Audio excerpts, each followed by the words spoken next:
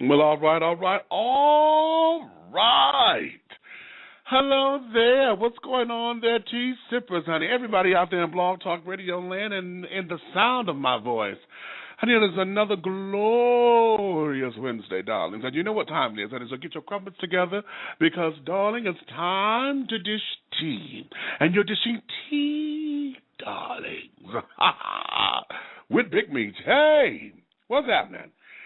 Yes. Oh, babies. Today, I'm sitting up here. I'm somewhat slap happy. I've not had any adequate rest for since the last time that we've talked. I've been at the time to make the donuts job for the last 7+ days consecutively.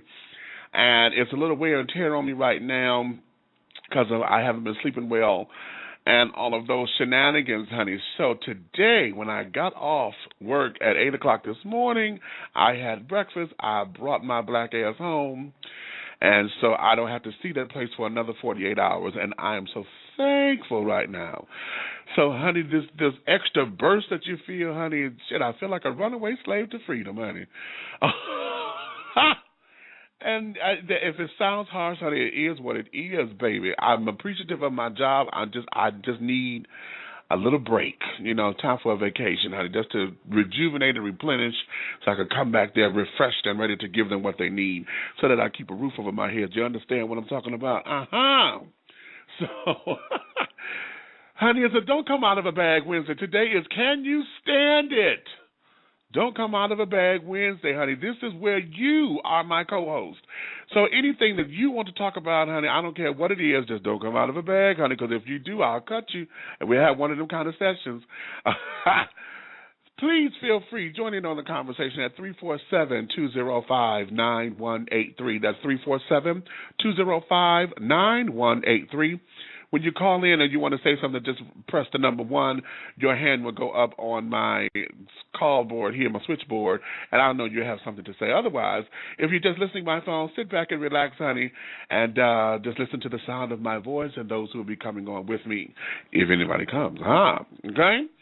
So, if you have any questions, comments, concerns, or want to have suggestions, ideas, or you have any Dear Meats letters you want to talk and want Meats to shed pearls of wisdom, please feel free to email me directly at bigmeach@dishingtea.com. That's bigmeach, BIGMEACH, @dishingtea.com, or you could go to the website, www.dishingtea.com.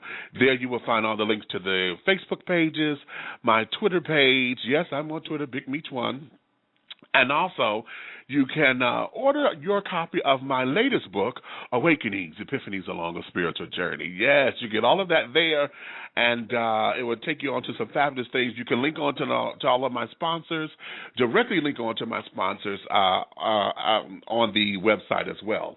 So I'm very thankful, and I'm glad for that. So let me go here and put this out here because it's going to be one of those kinds of days. Dishing Tea with Big Meach is for mature audiences. The language and or subject matters are not appropriate for children or anyone who is not mature to handle the subject matters. So your listening discretion is advised. I'm going to repeat that. Dishing Tea with Big Meach is for mature audiences, and the language and or subject matters that you hear are not appropriate for children or anyone who is not mature to handle the subject matters.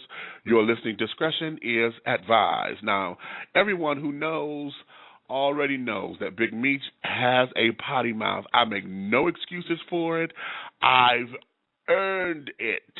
So, honey, I don't know what bag I'm coming out of. Just know that I'm coming out of one. So if you're at work, govern yourself accordingly. Put your headphones on or turn the volume down at a respectful level, because none of you bitches are going to be coming to me, sending me letters talking about something I got you wrote up or got demerits on your job or whatever for your lack of exercising the right to be respectful.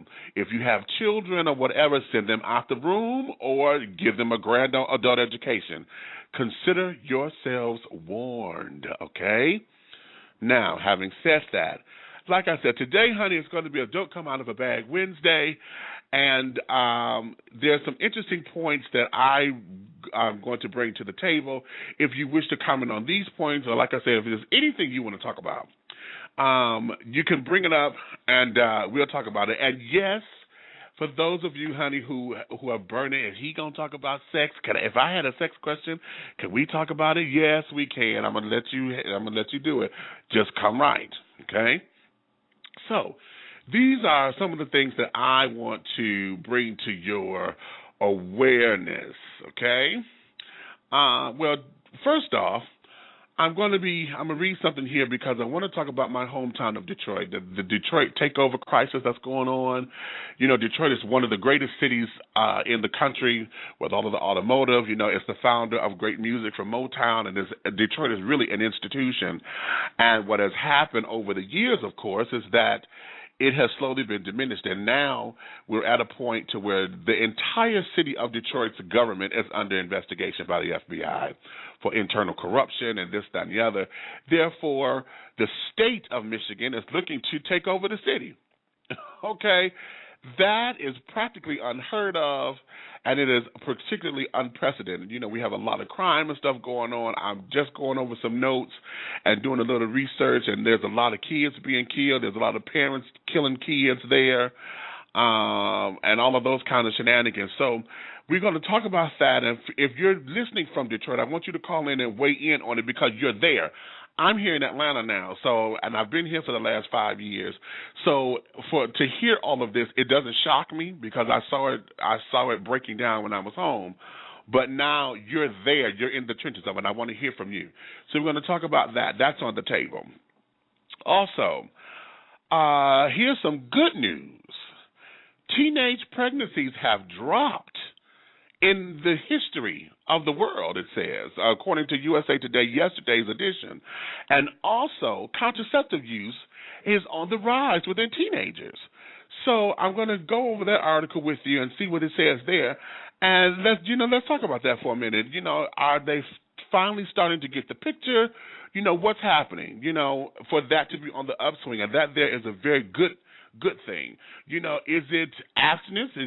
Are those who want to preach abstinence, is it starting to work? You know, or is it a combination of things? What do you think on that? We're going to get into that. So that's the second thing that I'm going to put on the table. The third thing I'm going to put on the table is I got a couple of Dear Meats letters, so I'm going to get to those in a moment. Dear Big Meats, yes. Now, listen to me, honey. These were sent to me as well as posted on Facebook. So I kind of answered a couple of them there. So I chose some that I didn't answer on Facebook so that you could get an authentic answer so you don't think I'm just sitting up here reading what I said on Facebook. However, I will share one of the questions that I did answer on Facebook with you so that it'll titillate you to think and to go there with me, okay? And if you want to weigh in on that and have advice or want to comment on it, you can do that as well. And the fourth thing that I'm going to talk about, which is probably the meat and potatoes of this, is going to be, the question is, are we going backwards in time? Do you think that the African-American experience in this country is cooning and buffooning just to get paid? We got all this controversy with Mary J Blige, you know, and her, the chicken wrap commercial with who is it? Is it KFC or whichever one chicken place is for? You know, do you think that that's what's going on? I know I personally take stake in the whole. There's a new reality show coming on TV One called, and get this title, My Mama's Throwing Down. It's from the producers of Iron Chef. All the Iron Chef shows, they're producing this, and you can't come up with a better title than My Mama Throwing Down because it's on TV One, the black station. That there took me there. It took me there. It did. It took me there. So that's the whole question. Are we going backwards in time? Do you feel as though we cooning and buffooning just to make $1, or is it smart marketing because those who are developing these concepts know that there's a market out there for it? Now, we may get upset with the stereotypes, but one of the things about a stereotype is that it has the ring of truth. The problem with the stereotype is that a lot of folks want to use the stereotype, and it becomes a generalization for an entire culture. And we all know generalizations, honey, does not work because everyone is individual. So is it a good marketing ploy, or is it cooning and buffooning, honey? So we're going to talk about that, and not just for black folks, because, you know, as a gay man and as an actor, one of the things that I get very, very, very, very, very, very, very upset with is anytime I go out for a role and the role happens to call to be openly gay, they always want the gay person that is over the top. You know, that sissy that all of us can't stand to be around after so long, that's loud, always finger snapping, always in your face, always, always, always just too much. You know, that's the person that they always want at these auditions. And so you see it in all the Momma plays. You see it in the little Chitlin Circuit plays. You know, every time there's a gay character in there, she is the over-the-top bitch diva with the quick little one-liners, the honey, you know, she always clicking and things. She always man-stealing. She man-hungry. You know, and this, that. Is that a correct representation of what we want folks to see us? And do we know folks like that? Hell yeah, we know folks like that. We were probably one of them at one time. But at the same time, is that the only image that's out there? So I want you to consider those four subjects, those three subjects in the Jim Meets letters, and that's what I'm going to put on the table today. Can you stand it? Don't come out of a bag. Well, baby, honey, after these commercial breaks, honey, we're going to get right into it. So get your tea and your crumpets, honey, because it's time to dish tea.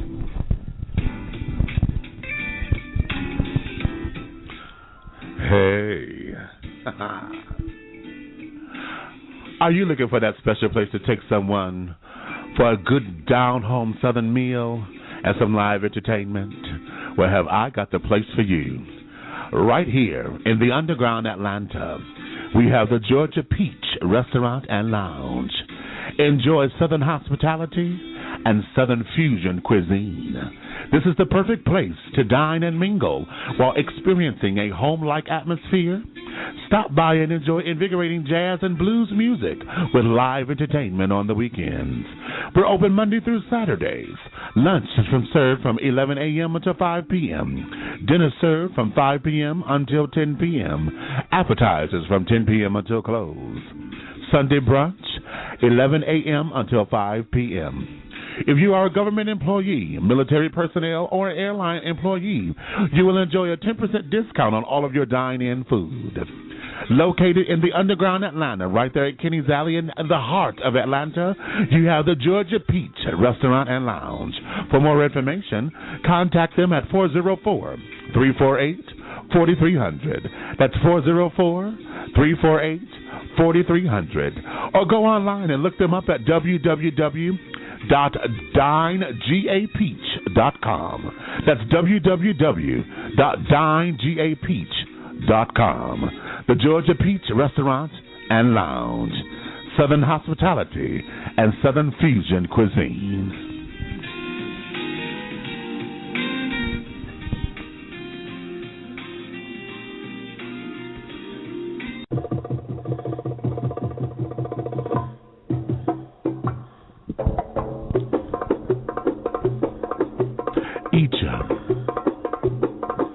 Vidal, Couture, Eacham, Vidal, Couture.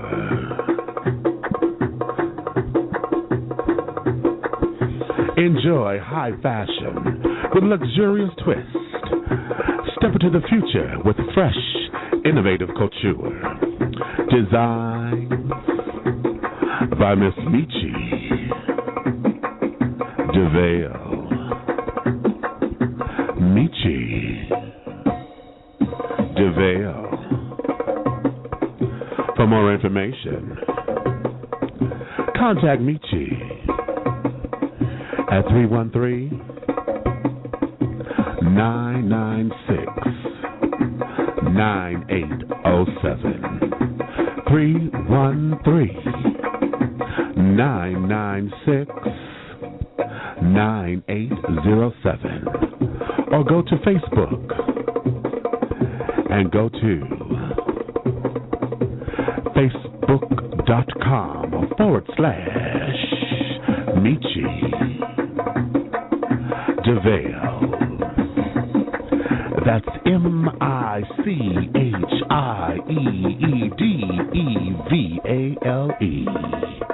Michi DeVale Eacham Vidal Couture.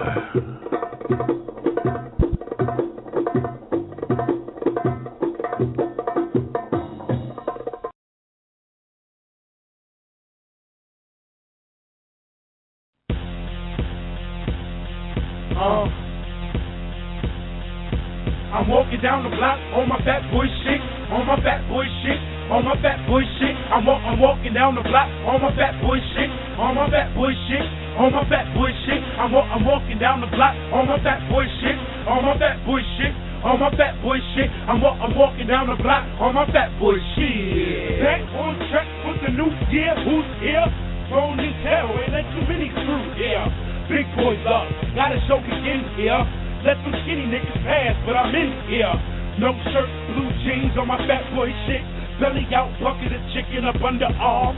Bottle of grape soda, cause the weight over. I'm hungry. Fuck dieting. Skinny nigga, we taking over. Big is beautiful. Brown pumpkin steak. Plus know how to cook, play ball, and throw the hands quick. You can't lay on the skinny dudes, they rib suction. Lay on the big boy, you fall asleep and fall in love.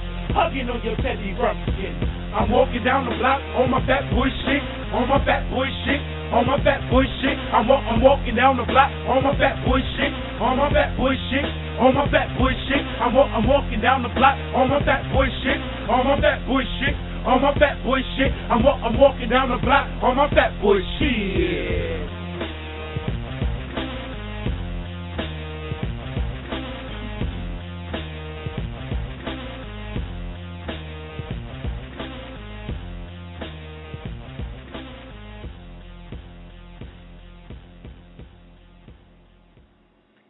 All right, and we are back.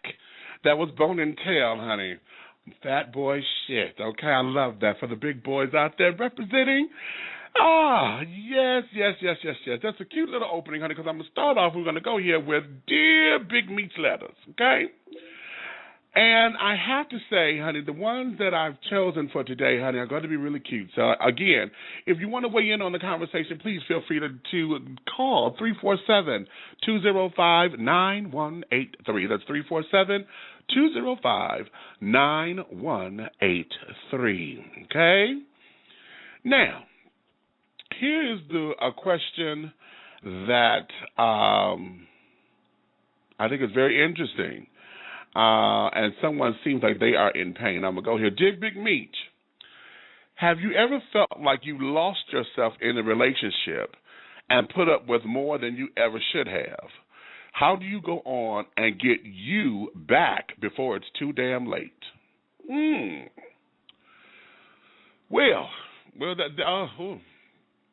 Okay. Well, darling, this particular question is multi-layered, okay? At least from my perspective, and I'll tell you why. Because having been a person who has dealt with this particular issue, and it wasn't just romantic relationships, it was friendships and those who I hold dear to me or thought I should have held dear to me. A lot of times we end up losing ourselves in that person because we don't have any business of our own. And I know that sounds harsh, but a lot of times we give the other person the power to define who we are or who we think we're supposed to be to them. So we act accordingly, thinking that if we do this and we be nice here, we give them this and we do this for them, we do that, that's going to mean that they're going to stay there, they're going to love us better, they're going to do this, they're going to do that. If this is a sexual relationship and you've had great sex with it, okay, then it ends up blurring all of those lines because now in your quest for looking for love, you got good sex out of it, and now you think that this is supposed to be the end-all, be-all, and it's the T, okay? But the reality is you have not given yourself permission to live. Honey, you was an adult when you met this person. So that means you came to the table with everything that you needed. You thought you had a hole because you thought he was supposed to fill it. And that's the problem. So what do you need to do? First off, the first thing you need to say to yourself is that I am who I am, and I'm all that I need to be me. I am who I am, and I am all that I need to be me. Secondly, you have to start by understanding what your hobbies are. You got to get a life, sugar, and not make this person your life. Anytime we put somebody else and make them our lives, is because we don't have one. We think that we're looking for something, or we're lacking something, or feel as though we don't deserve it because we think all of our time is supposed to be given to them. And here's something else, and this might be a little that way. A lot of that stems from a lot of Christian teachings too, because the whole "what would Jesus do" thing, and the whole idea of it's better to give than to receive, and you're supposed to always be there to help somebody out, and blah blah blah, and all of those messages become adulterated when we get into love relationships, because if love is not reciprocated, honey, if it is not reciprocated, then it is not love. If love is not reciprocated, it is not love. You understand? It's not love. What it becomes is obligation. And that person, you become obligated to that person because you feel, well, if I didn't do this, then that means I don't love them, or if they don't do this, then that means they don't love me.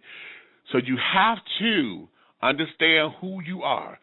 Get your own hobbies and start doing the stuff that you like. Understand, if it's going to the movies, if it's watching videos, if it's painting your nails, if it's building a table, whatever that is that you like. Honey, if you like to cook, you like to sew, you like to do hair, whatever that is that you like to do and come out of the sexual realm, whatever it is that you like to do that brings happiness and joy and connects you with your higher power, those are the things that you need to do. Do the things that you did prior to meeting that person in order to reclaim you. Once you start to do that, then you see where your power is, and you have to reconnect with your power. And once you do that, then you start the process of becoming whole again. You always are whole. It's just that you have to understand your power in it and recognize how whole you are. I always say this, and I say this in my book, that one person should not be looking for completion. You should be looking for affirmation. If you come into the table already together, then what the person next to you is doing, or walking side by side with you is doing, is affirming everything about you. They walk with you because they choose to, not because they're obligated to, because you say they complete you or they feel this void. No, they're hand in hand with you because they chose to say, this is the person who I stand behind, stand beside, walk with, and walk through fire for and through and with and about. Because everything about you I believe in, even your flaws, even your ugliness, I believe in all of that because it takes all of that to make you. And like I said, it's multi-layered, honey. But that's where you start, and then once you get that together, you would then start to understand who you are. And always remember, honey, the process is sandpaper for the soul. It's going to be rough. It ain't going to be easy. It's going to be rough. And it's going to take some time. But once you invest that time, you'll be all right. Okay? So, yes, there is that one. That was a doozy. A doozy. I'll take one more. Dear Big Meat, why are the majority, if not all, of gay men drawn to singers who are divas? Diana Ross, Patti LaBelle, Barbra Streisand, Cher, Janet, Mary J, Madonna, Lady Gaga, and others. Why do these female singers have such a strong gay following? All right. This particular question was sent to me, and this is one that I answered on Facebook, and it created a nice debate between me and another person who don't care for these people. He doesn't see them as divas, and actually he feels as though that they are not talented or creative, really, okay? However, my response, and I still stand behind this, these women exude the strength and they exude all of that feminine masculinity that we have come to learn from our parents, particularly our mothers. A lot of gay men have become, they were raised and nurtured primarily in single-parent households. Okay, now, one of the things that we gravitate towards is the fact that a strong woman, honey, who sits up there, she gives you glamour, she gives you beauty, she gives you this, she gives you that, and she still gives you the toughness and the roughness and the suave and the kahunas, if you will, to stand up to a man. She does not buck to him. She does not allow him to diminish her, and she does not allow him to take anything away from her. Those kind of women are who we stand up to. And considering that these women are entertainers, they also have a voice that speaks to us. These same women are, they're glamorous. They become, a lot of them are, all of them are female drag queens anyway. They give you greater performance. They're willing to get ugly, and can still come up and throw their hair back and still give you just, sophistication and sexiness and all of that. And all of us who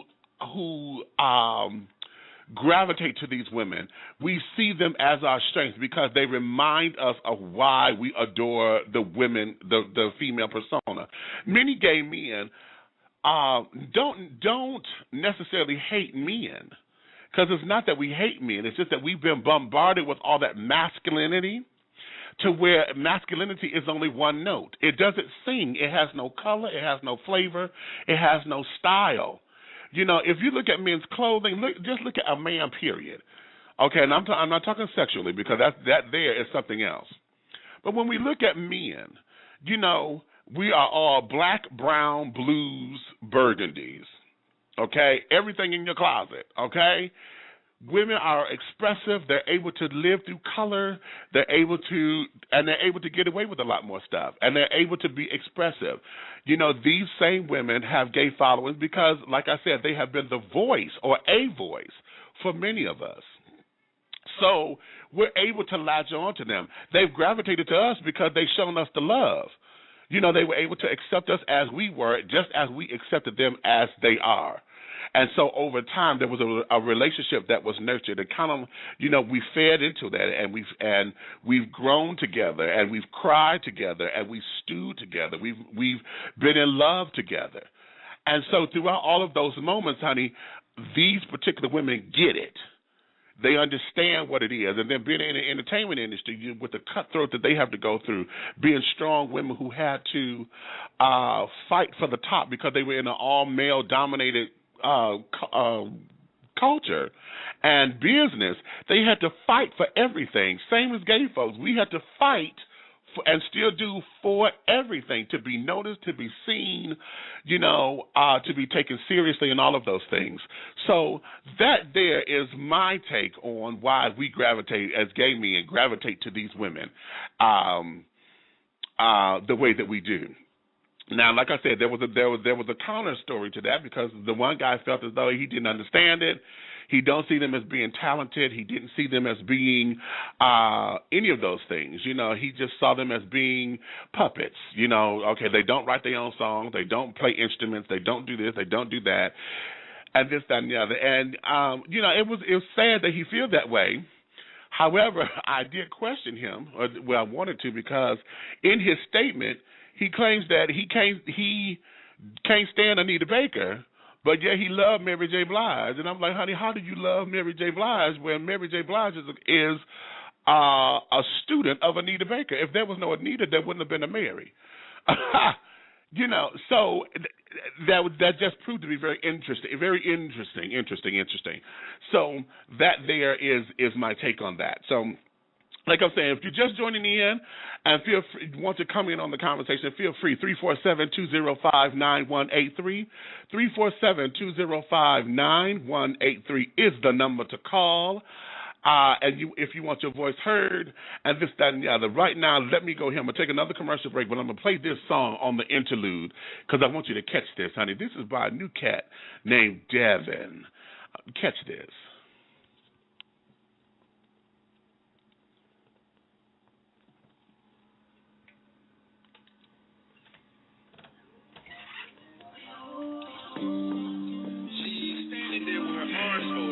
Face contorted, and from the wrinkles in her forehead, I figure she's trying to get her emotions sorted, bitch. I know what that means. Another conversation on why we're not at where she feels we're supposed to be, which I thought I told you from the beginning how it is, but I guess here we go again. What do you want from me? Why you been acting strange? Know what you want from me. Nothing that I can change. Something I don't believe, reasons I can't explain. What do you want from me? I'd rather not play the game. Sometimes I wonder why do people lie to themselves at times.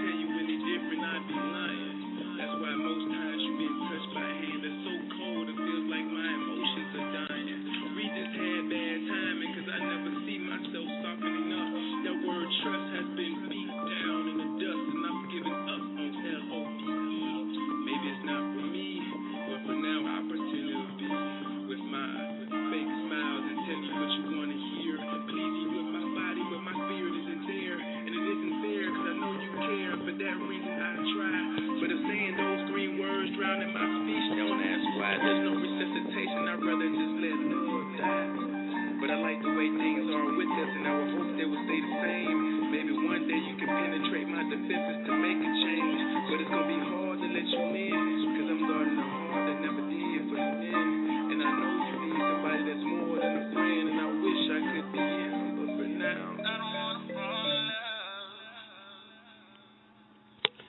All right, if we are back, honey, that there's a new spoken word artist named Devin. I'm living for this child, honey. I'm living for him. I'm living for him. Yes, I am. Okay. So yes. Okay, we're back. And I want you to now, honey, if you want to tune in and join in, 347-205-9183, 347-205-9183, 313-772. I see you. I'm coming to you in just a few seconds, honey. 248, I see you. I'm coming to you in just a few moments. Let me go here on this. And I'm going to put this is the hot button, really. Are we going backwards in time? Do you think that the African-American experience in this country is cooning and buffooning just to get paid? Have you guys seen that Mary J Blige commercial yet that that the kids are fighting over and being disruptive about and this, that, and the third? Well, okay, here it is. I've seen it, okay? And at first, I only heard the jingle. You know, it was cute. Crispy chicken, some lettuce, tomato, onions, wrapped in a tortilla, da-da-da.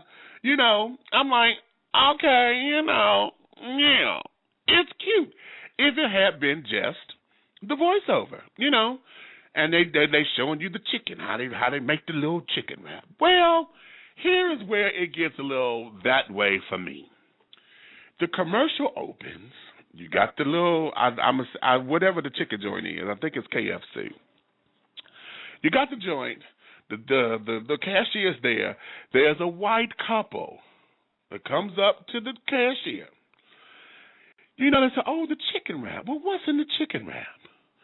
Well, damn it, the camera pans over to an already perched on stage, ready to perform Mary J. Blige.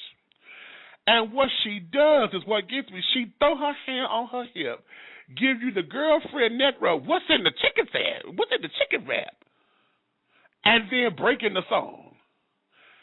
That little piece of move right there, the little whole ghetto love, what's in the chicken wrap, was enough to say, really? It took me there, and yes, I can laugh at it and say it's funny. Yes, we know it's funny, and all of those things. But,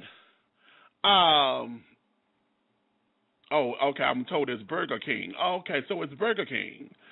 Okay, whatever. And I can sing better than that. The child that sent me that. I'm just playing. I don't get it twisted. Anywho, so, you know, that particular move there is what just flipped the script for me. And a lot of people who got upset about it, for me, it ain't the fact that she's singing about the chicken. It ain't the chicken. You know, it is that little ghetto, fabulous little move that we all do, you know, that in all of this keeping it real kind of do-I-did-it. You know, in this keeping it real state of mind or whatever. So, again, are we cooning and buffooning to get paid? Or is this smart advertising tactics? Because, as I said in the intro, stereotypes, honey, have truth in them. They're based on truth, okay? The problem is a stereotype becomes a generalization. And so folks start to identify a group or a culture or a section of society based on the generalizations. And so then that becomes the problem, because when everyone don't fit the quote-unquote stereotypes, then it starts to ruffle feathers, because now when this label doesn't identify me and in its truthfulness, then we have this disconnect, and also a lot of racial bias is what's developed out of here. Okay, so what are your thoughts on that, honey? What are your thoughts on that? Now, before we go there, I'm going to play this. Let me play this because you will understand completely. Oh, the board just done lit up. I'm coming. I'm going to play this real quick. Y'all tell me what this was. To my knees, oh, I can hear that big Mac calling me. I love, ooh, I'm loving it and it feels alright. McDonald's, ooh, I'm loving it. Ba-da-ba-ba-ba, yeah, ooh, I'm loving it. Ba-da-ba-ba-ba, yeah, McDonald's, what I want, McDonald's, number one, number two, and three, and four, 5 and 6, 7, 8, 9, 10, 11, 12, wherever you got it, I want it, I want it, I want it, I want it, gotta get it, Big Mac, T-bone, half fry, a lot fry, a lot check, I want it, sweet tea, gotta be sweet, sweet tea, ooh, I'm loving it and it feels alright, McDonald's, ba-da-ba-ba-ba, yeah, McDonald's.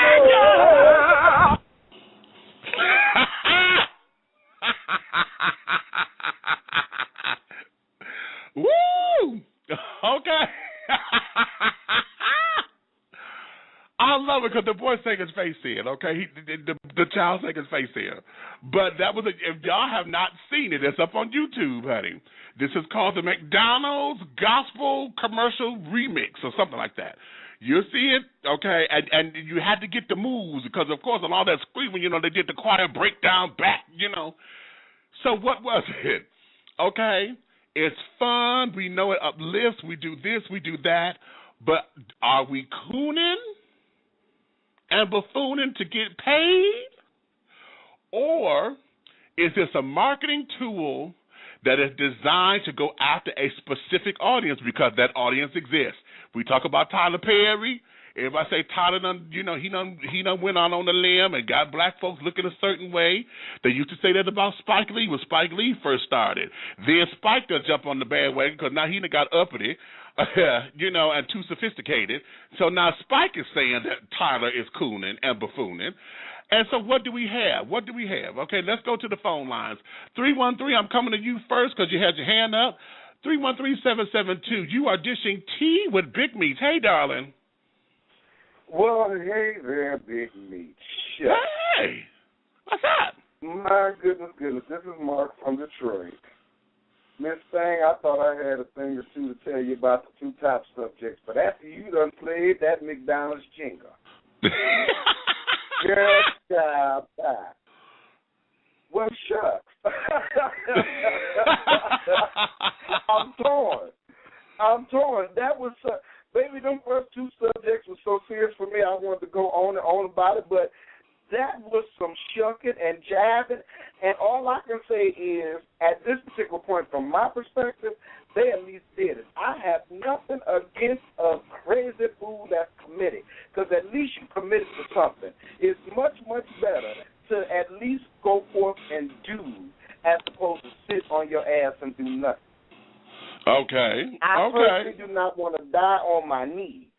So if I got to get up and look a goddamn fool until I figure out how to look sensible, then yes, that's what I'm going to have to do. But that's a very humbling thing for the likes of me to admit. Because I think I only says it now because I'm on the show, because I know I love me to sit down. Okay. my hips are comfortable when I rested upon the bed. But I mean, it's what a hot topic, because I really, on the one hand, you can say, well, of course, I guess that would be offensive. But on the other hand, baby, what are you putting out to show the opposite of it? Interesting point. If you're that riled up about it, then you make the opposite of that, and you rock on with it. But at least go forth with a thought and a plan. And as we all know, that's a lot easier said than done. Okay. Now, so that's that on that. Let me say this, because I want to point this out. McDonald's never officially used this as their jingle. They had a contest, and these were the contest submissions, okay? Now, it was a battle cry, because this went up on YouTube 2 years ago, and there was a battle cry because a lot of the folks wanted this to win because, you know, of the Do I Did It. He broke it on down, sweet tea, sweet tea. Okay, you know, da-da-da, you know, bop, honey, they bopping. Right. Okay? However, I asked the question because let me take y'all back. Do anyone other than me, and at work there's a few other folks that vaguely remember, but does anyone else remember the Church's Chicken commercial with Kirk Franklin and the family singing Church's Chicken? No. Really? Hold on. I'm gonna keep you up. I'm going to keep you in on the line. I got to, let me bring somebody else up in here. Let me go here. 404-790. 404-790. I'm bringing you in. Everybody's going to be talking. So, hello, darling. You're dishing tea with Big Meech. Come on in. Did I get you? Hold on. There we go. Hi, 404-790. Welcome to Dishing Tea with Big Meech. Yes, good afternoon. How you doing? I am everything, and everything is me. Okay. Well, you know, I was calling about the Mary J Blige. I wasn't offended. I wasn't offended by her singing. It was just to go to her concerts and see her giving the same energy she was doing in that McDonald's, in that Burger King commercial. That's what threw me off. It wasn't because it was a stereotype. I mean, because it would have been good if they would have just used her voice. Because Jay Leno, he's known for his cars, and he drives through the Burger King, and the guy tells him, well, you know, Jay, we do have a drive-through, but he's known for his cars. But Mary gave so much of herself like she was in concert, so that's what threw me about the commercial, nothing else. I need to see this commercial. Really? Yeah. It to me, it wasn't coonery. It was just, she just gave the energy when she's doing her concerts, and them women out there that has been hurt and abused and everything, and she's singing. When I seen her give that same energy in that commercial, I'm like, so every time I go see her in the concert, that's what I'll be thinking about, her doing that Burger King commercial, talking about, what's the fresh lettuce houses to go get? Okay, right. Crispy chicken, fresh lettuce. Wait, now that's an interesting perspective. You say that she gave the same energy. Wait a minute. So you done hit something that I'm finna get ready to go here with that. Because one of the things about a good singer, and see, Mary J Blige have been crowned the queen of hip-hop soul, and, well, okay. Okay. Now, one of the things that gave her that crown is that she, and I will say, she is the voice of this generation as far as pain and this, that, and the other. And one of the things that we know is that food is one of the things that people go to when they're hurting. So are you saying, because this is what I'm hearing as a subtext, are you saying that this girl could possibly be promoting obesity and carrying on because of the emotion she evoked in singing this song on the crispy chicken wrap? And you say that she's giving the same energy with the concert? I just see the same energy to see Mary J, and I've been following Mary J since the late 89, 90s. Okay, Mama named Corey, used to work up in the hospital in the Bronx. Been knowing the young lady forever, from the abuse from old boy, from the Jodeci, the whole nine. You know, seen her perform with black eyes with shades on. But when she was singing that song in that Burger King commercial, it was the same energy that she gives at a concert. And she was just in Atlanta not long ago, so that's what took me. If they would have used just her voice, it would have been good. Because now I see they doing the soccer player and they doing Jay Leno, but they not running her ads right now. But they said they will start. They're going to run them again. They're going to start running them. But right now, all I see is the soccer player, the overpaid soccer player, and Jay Leno. That's in the commercials. Yeah. Well, the official thing is they pulled the ads because there was a licensing problem with the music. That's the So official statement. Right. Yeah, so they say, yeah. There's a licensing problem, and so they pulled the ad because of that. My whole thing was, hell, she could sing the jingle all day. The jingle, there's nothing wrong with her singing about chicken, honey. Hell, everybody who we know that cook or whatever, you humming something when you cook it. You just happen to be singing about the chicken and the crispy chicken and the lettuce and the tomatoes wrapped in a tortilla. Okay? Lovely. There was nothing wrong. My thing was that heifer sat up there, put her hand on her hip, and gave that ghetto neck roll with the chicken wrap. Really? Yeah. And see, that's the thing. That's what she does on stage, you know. And like I said, been following the young sister forever and a day. From when I used to go to a concert and say, okay, well, Mary, you need to go for some voice lessons, you know. And gave her 3 tries. Went to 2 concerts, and the third one, I guess she took voice lessons, and bam, she was doing good. But when I seen that energy that she gives on stage, the same thing she did in that commercial, that's what lost me. It wasn't the singing about chicken. She could have been singing about a Burger King shake, you know. She kept it real. Interesting. All right. Well, thank you, caller. Okay. Well, thank you. All right then, I'm gonna put you back down on hold. There we go. This child said it's the energy, honey. She done sat up there and said, no, you ain't gonna give me that energy that you give it in the concert, honey. You supposed to be just thinking about the chicken, not sitting up there soothing my soul about the damn chicken wrap. Hot damn. Okay, this on my board says Andrew 82848. Andrew 82848. I'm coming right to you. Hello there, sugar. You're dishing tea with Big Meech, and this is Mark on the line still. How are you? Yeah, I'm fine. And you? I am everything, sweetness, and everything is me. That is hey, great. How you doing? That is great.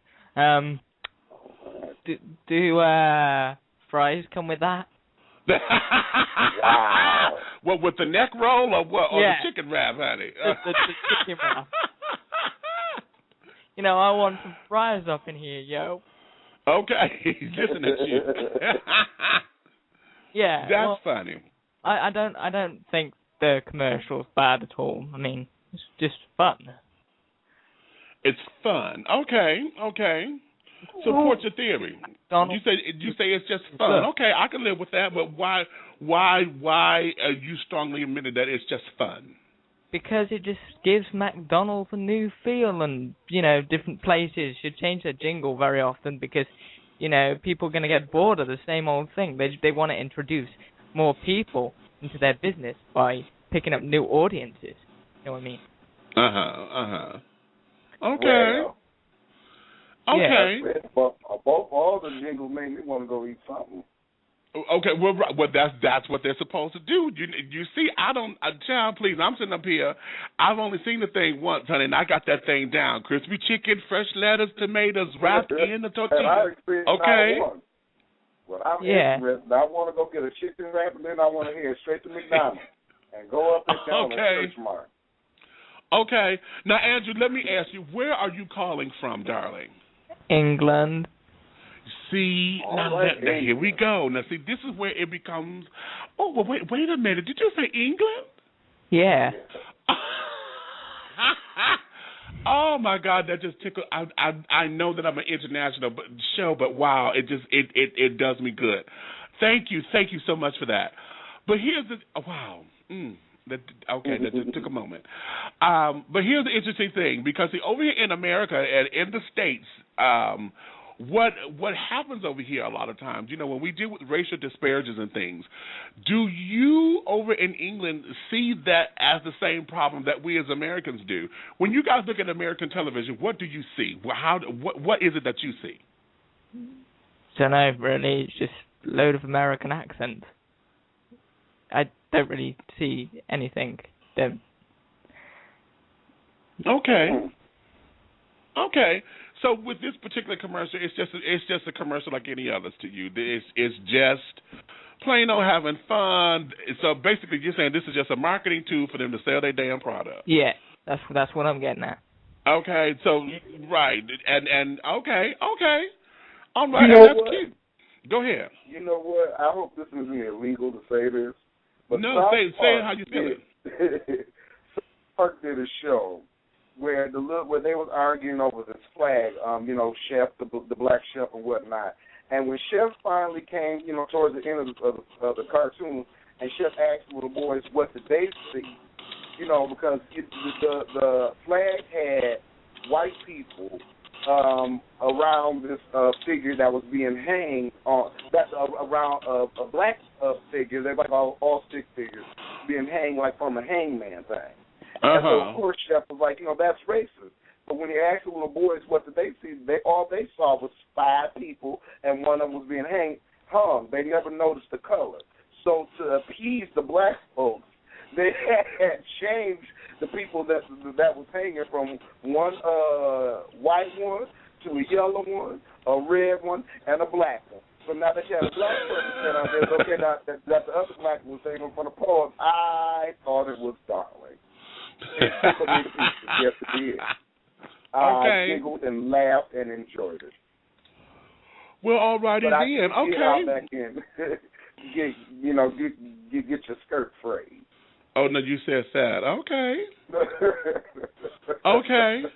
Well, all right. Well, thank you, Andrew, for coming on, and thank you for listening over in England, honey. Thank you so much. Andrew. You are awesome. Get that fries on the way. Mm. Get them. Okay, how do you want them, honey? You want them crispy or extra salty, honey? They comment. Extra salty. You ain't never I love it. And I just got my passport, too, honey, so I can travel. That's the tea. Ow! I would like to add one more thing. Yes, go ahead. I would like to add that if that's racist, isn't McDonald's logo racist because it's red and yellow over here, and it's red and white as well over in the States, right? No, it's red and gold here. The field is red with the golden arches. But isn't that racist in some aspect? You could argue that that's racist, but in a very, very loose connotation, you may have a point. None of us have really even thought about it. But the Native American, I know they have a problem with colors. Oh. And to use the color, I know here in Atlanta where I am, on our trains we went from directions to colors. We were north and south. Now we are a red line and a gold line. And at one point they changed the color to gold because it was called the yellow line, and because it said yellow line in Native American culture, that yellow line was supposed to meant fear and that you were afraid. And they also thought that it was an infringement on calling yellow. They felt that it was racist and they were talking about their ethnicity. So they ended up changing the color to gold so that it wouldn't be offensive. But as far as that McDonald's logo or Burger King or any other ones, because now let me correct that, the commercial for Mary J is a Burger King commercial. So I have not engaged in any of those kinds of discussions here, and I'm 42 years old. I've never heard it here, but that's interesting, very interesting. But KFC, right? Isn't that something to do with slavery? The guy who made the recipe, something to do with that? Now that I heard. Now, yes, we did hear that as far as the Colonel Sanders and things, and when he started his business, yes, it's supposed to have been a recipe or something that came down from a long line of slaves, and of course, at that time, they wasn't cooking the chicken themselves; it was their servants that was doing all the cooking. So yeah, if we get technical and or even do the research about all of it, yeah, we could take it all the way back there to where everything then becomes has some kind of racial overtones. As with this country, because this country is America that we know and have come to love or whatever, or has become this force to be reckoned with, is a stolen country. Everything about us is stolen. Everything that makes us is stolen. Our language is stolen because the English language is not really English. It's a hodgepodge of everything else. The customs are stolen. The only thing that is authentic about America is the policies that it's built on, because America was built off of thieves, and the Queen sent over the thieves, honey, the thieves and the degenerates of England. They kicked them out. And they came over here under the president of wanting to start a religion, and all of that, if you pay attention to our laws, all the criminals have all the rights. Well, I would like to add one more last thing. And basically, we have this problem where everything is racist. Like this, some of the nursery rhymes, like "Baba," sheep, black sheep, have you any wool? Yeah, we have that problem. I mean, it does go too far where you just too afraid to open your mouth. Oh, do you have that there in England? Yeah, we have the problem where people are saying this is racist, that's racist, and you just can't really say anything. Okay, I didn't know that. Wow. So the nursery rhymes. Okay, so yeah, see here in the States, we've dealt with all of that, with the nursery rhymes, with the cartoons, the big old Sambo and Carrying On, and back in the day when we were kids, and Bugs Bunny and all of them would put the head in the tree and they come out as a big old Sambo. Mary. We thought it was just hysterical, but not knowing the undertones of all of that, So, yeah, here in the States, we've been dealing with race, honey, since slavery and possibly even before then. But, that there's something that is it's innate here. And to get to the root of it, honey, it will take literally a miracle in order to pluck it and to kill that root, because we got to get that bulb, honey. If we don't get the bulb, all we're doing is just pruning the lawn. Yeah, I mean, over in this country, you have to say "ba ba blue sheep." You can't say the word; it's racist. You actually have to sing it differently. Wow. Really? Yeah. Now, that makes an ass like me want to go to England. I'd probably get shot on sight because I'd want to skip down the street. Blue sheep. Wow. You basically have to say any color that's not an actual color of a tribe, people, or, ethnic. Wow. As long as I'm black, I get to say it. Okay. Interesting. Wow, that's interesting. All right. Well, here, listen, let me put you back on hold. I have to take a break. Let me go to commercial. Mark, I'm going to put you back on hold as well. I got 248, I'm coming to you. 989, I'm coming to you as well, babies. Y'all hold on for just a few moments. Let my sponsors come on in here and do some things, honey, and we'll be right back after a word from one of my sponsors. Maybe a couple of them, honey. What you think? Yeah. The Big Brothers Network. Yeah, men of color, men of size. The Big Brothers Network was created to celebrate the larger man of color and those who admire him. We intend to promote a positive self-image within our community and the mainstream population. Our goal is to embrace our differences, to inspire self-love, and increase camaraderie through positive, brotherly interactions.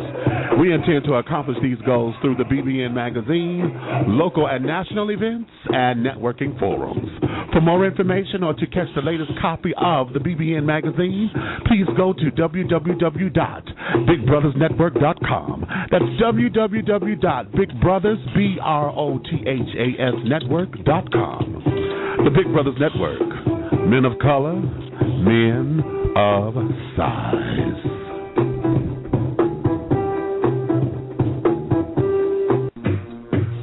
The Caribbean American Boys Entertainment.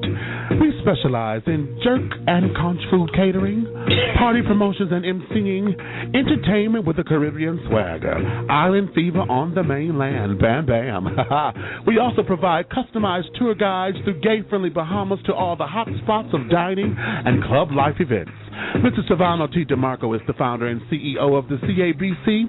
For more information, please contact him at CaribbeanBoysATL@yahoo.com. That's Caribbean Boys with a Z, ATL, @yahoo.com, or on Facebook at Facebook.com/Silvano T. DeMarco. That's Facebook.com/Silvano T. DMARCO. Caribbean American Boys Entertainment. Island Fever on the mainland. Bam bam.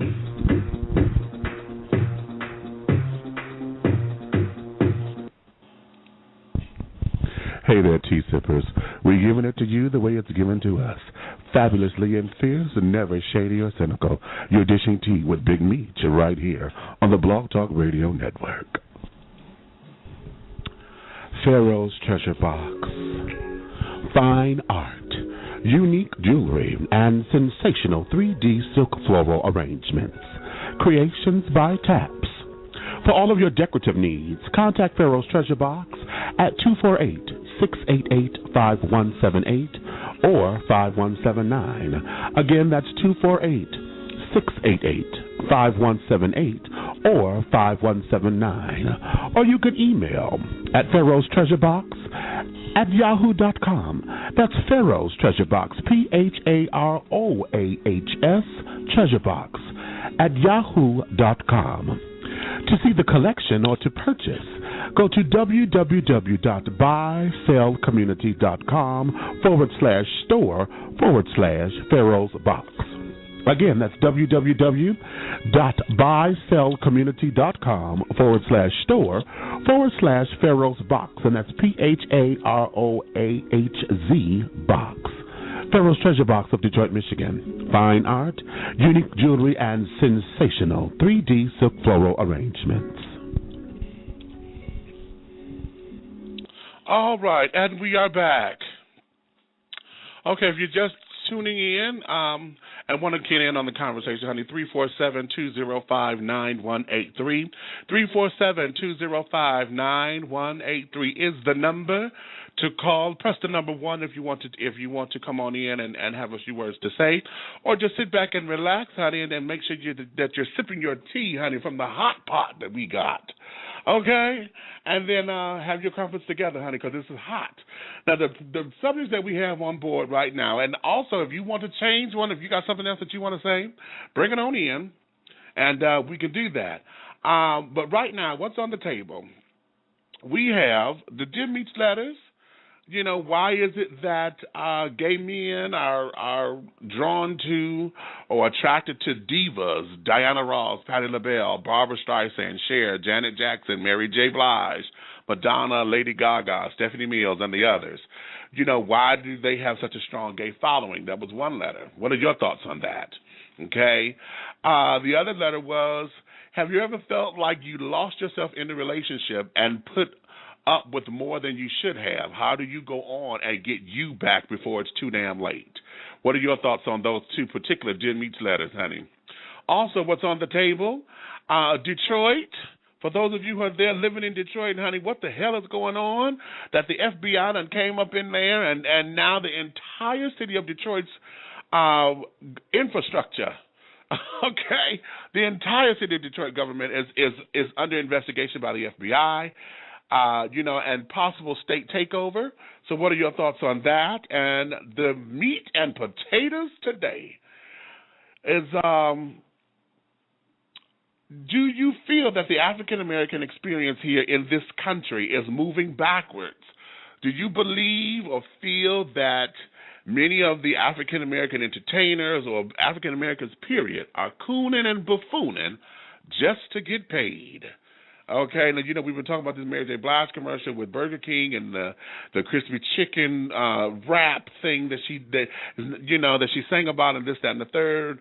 You know, if you're just tuning in, you've missed the McDonald's commercial, the gospel McDonald's commercial that we played.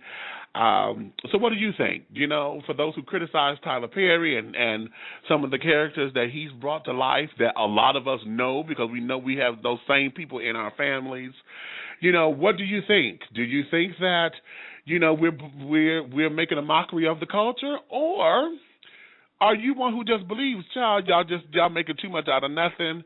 You know, this is a marketing tool that has been very well in finding the audience. Tyler knows his audience. And for those of you who feel as though they shuck and jive, Tyler's audience is mainly the black church, honey. Okay? So what are you saying? Is the church shucking and jiving too? Or is that black culture? Or what is it? What are your thoughts on that? So 347-205-9183. I'm going to go back to the phone lines right now. 248-688. I'm coming to you right now. And I'm going to bring in also 989-790. Bringing you two in together. Let's have a dialogue. Hello, dear children. Honey, you're dishing tea, darlings, with Big Meats. Hey. Hey. Hey. How you doing? What's up? Child, I just think these children just always going over the top. You know what I'm saying? It's just a freaking commercial. It's a part of the culture. People need to embrace what they grew up with. Everybody got somebody in their family that act like that, and if they don't, they know somebody like that. So just get over it. It's real. May I comment? Okay. Go ahead. I don't see the problem. It's cooning. What did you say? Coonery and Cooning and buffoonery. buffooning. Mm-hmm. Cooning and buffooning. That's too many things. But it's all about black dollars. That's what it boils down to. You've got Right. the black entertainer thinking about adding dollars to that family, to her family, to her livelihood, which it then becomes black dollars. Now it's coming from the white man, but once it's given to her, it's becoming black dollars, and she's able to control that. They're trying to, as far as the marketing, of course, they're targeting blacks. Who goes to Burger King, who goes to KFC, who goes and frequents fast food restaurants. The majority black. When you think of chicken, who do you think of? Black. So that's what they're doing. They're targeting the black dollar, and the black entertainer is simply, taking advantage of what the white man is offering. Now, can we fault the entertainer for trying to make a living? If somebody comes to you and says, "Look here, Big Meech, I want you to act the biggest fool you can on this stage, and I'm going to give you $1 million white dollars." What are you going to do? Well, I've been placed with that, in many in a couple of different arenas, because as an entertainer, like I said earlier, going on auditions. In fact, this happened to me here in Atlanta, and I was so embarrassed. I really was embarrassed. I did a movie here, an independent film called Words to Kill. And in that movie, I portrayed a transgender restaurant owner, somewhat flamboyant, but, not over the top. And when I went on this particular audition, the camera person or the director of photography who did that movie knew me, of course, and so I went out to audition for a different character. What he did was stop my audition and asked me to bring in elements of the old characters for everyone else there to see. And I was trying to throw it off. I was like, "Child, I don't remember none of those lines or this, that, and the other. I'm really working on giving them this because this is what they said what they're auditioning for." And he basically would not have me audition until I gave them a little something so-and-so. So I did at the audition, and of course, it was so such and such as that way, blasa, blasa, blasa. And I really felt like I had just cooned out on top of coon, honey. I felt so ridiculously ashamed at the audition that, I knew I wasn't going to get the role because I felt like I was put on Front Street. You know what I'm saying? And so for that learning experience for me, I have decided to never go outside of my comfort zone like that to where I feel as though I'm degrading myself because there is not a dollar amount that you could ever give me that will replace the time that it took for me to put myself down that far in the gutter. Because you're not going to be there to clean me up. I don't care how much money you give me. You are not going to be there to clean me up. Right. But obviously these people don't feel like they're... What was that? I was saying, obviously, he's on a different spiritual plane because everybody doesn't, rock bottom, I guess, if that's what you want to call it, is different for everybody. Exactly. And on that, and you're right. You're right. Now, playing a gay character, I've done the gay characters, and I've even done it before where they wanted me to be over the top, the flaming queen, and because of my size, they wanted it for the laugh. When I did what's the name of Dakima's thing? The Silent Cry. that was one of those shows where I went over the top because that's what she wanted, and I, act a fool, and ooh, this is you figure to cut up, and this the best part, honey, when you come up in the church and you do this and do that, and so I gave her what she wanted, so much to where she fell out of character laughing on stage in the middle of a show. Okay, so we gave them what they want, and I've done it, and then have to fight for my money for it, but that's a whole separate issue. But so it's not to say that I've never done it. It's just that I've had to learn what my limitations are for me not to feel as though I'm shucking and jiving just for the dollar, because it's more than the dollar for me. Now, have I taken some bullshit-ass assignments and carrying on? Of course I have, because I needed to work. And so that's the other question. Are we saying that they should not do that because they shouldn't be warranted of the work, or what? Or are we saying that, hell, I know for me at the time, doing a lot of those little Chitlin Circuit gospel musicals was the only kind of work out there. So, hell, it was either work or starve. So what do? You can eat chitlin.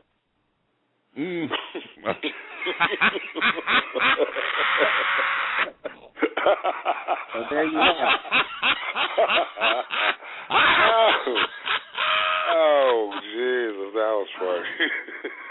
But I just have one other thing that I wanted to mention.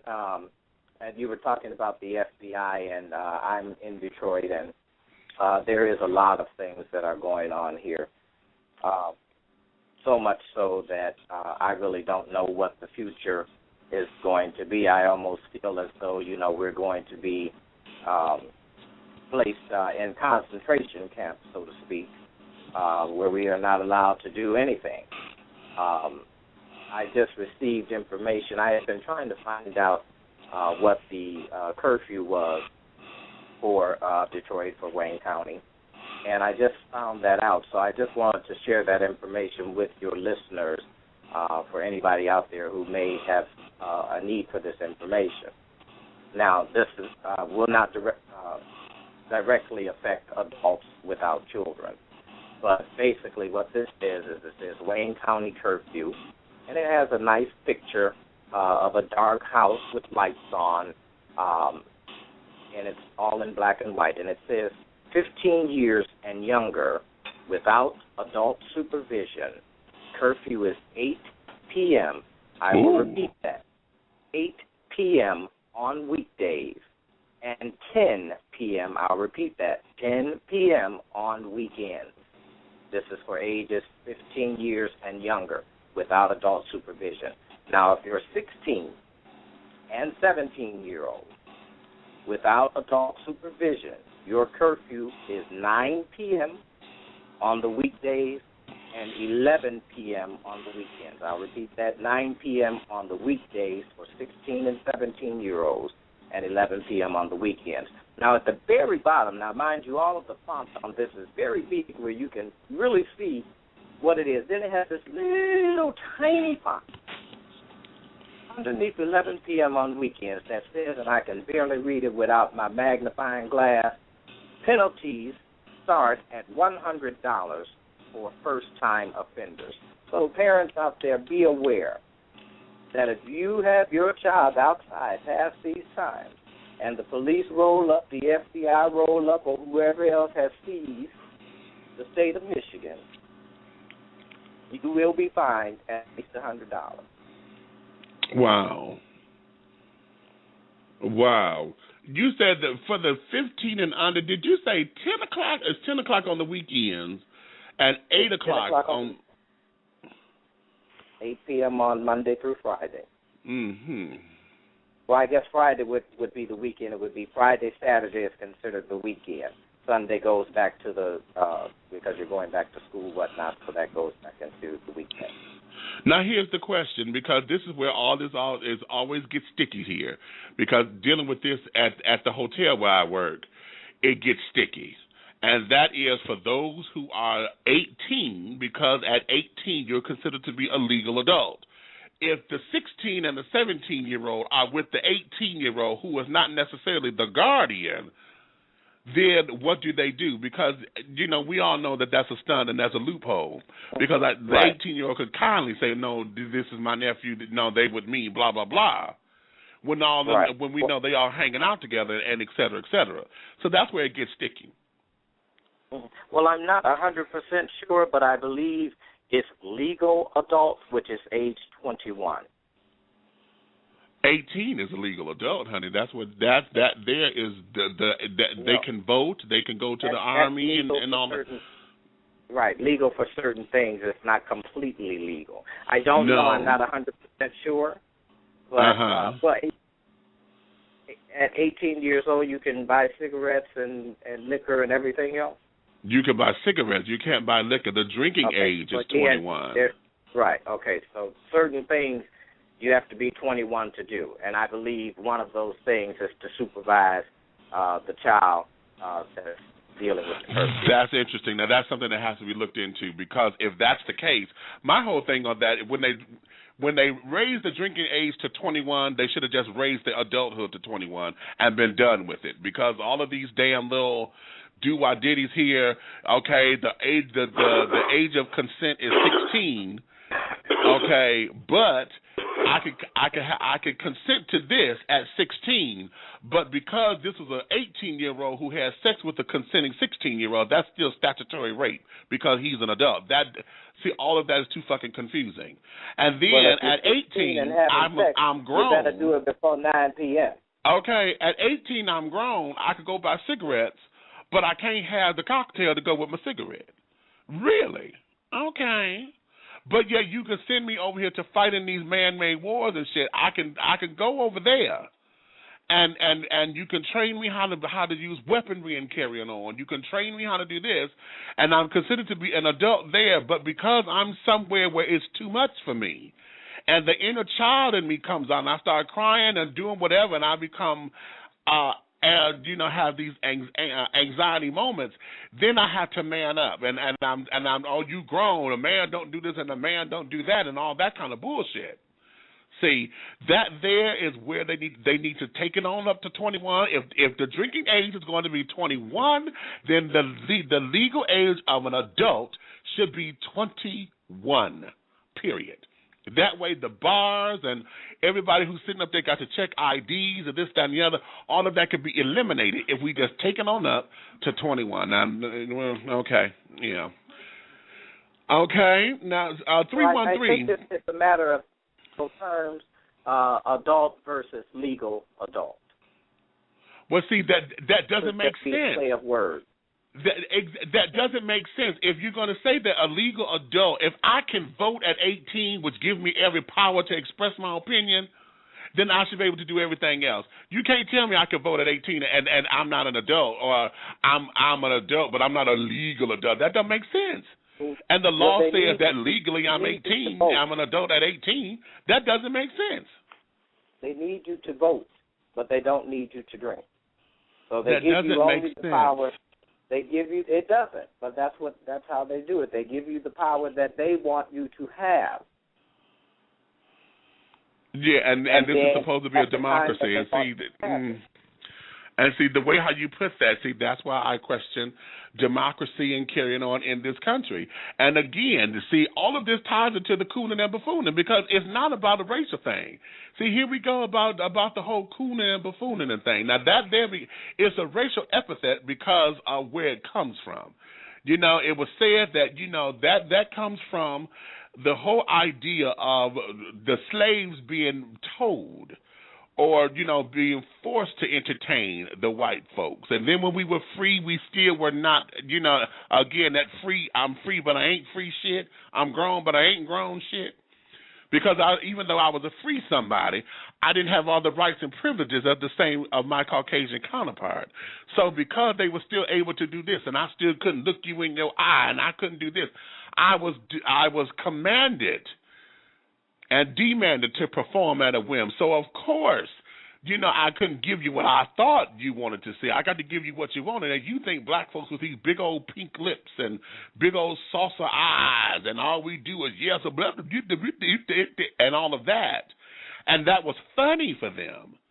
because that's the image that they saw. So that's where the connotation comes from. But the idea and the principle behind it is no longer a black thing, honey. That goes across the board. Let's look at our Latino population. Because the Latinos, they'll coon on in a minute, honey. No, speak of the English. They'll give you that in a heartbeat, honey. Oh, senor, senor.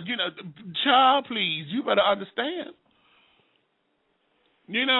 Mexican, what's the first thing we talk about Mexican? Mexican jumping beans and tequila, hot tamales. All of that becomes the stereotype that they will feed into when it's convenient in order to make that dollar. In order to make that dollar, because, and especially that American dollar, because they're coming from a country where they were making coins. Now you're making dollars. Okay? So yes.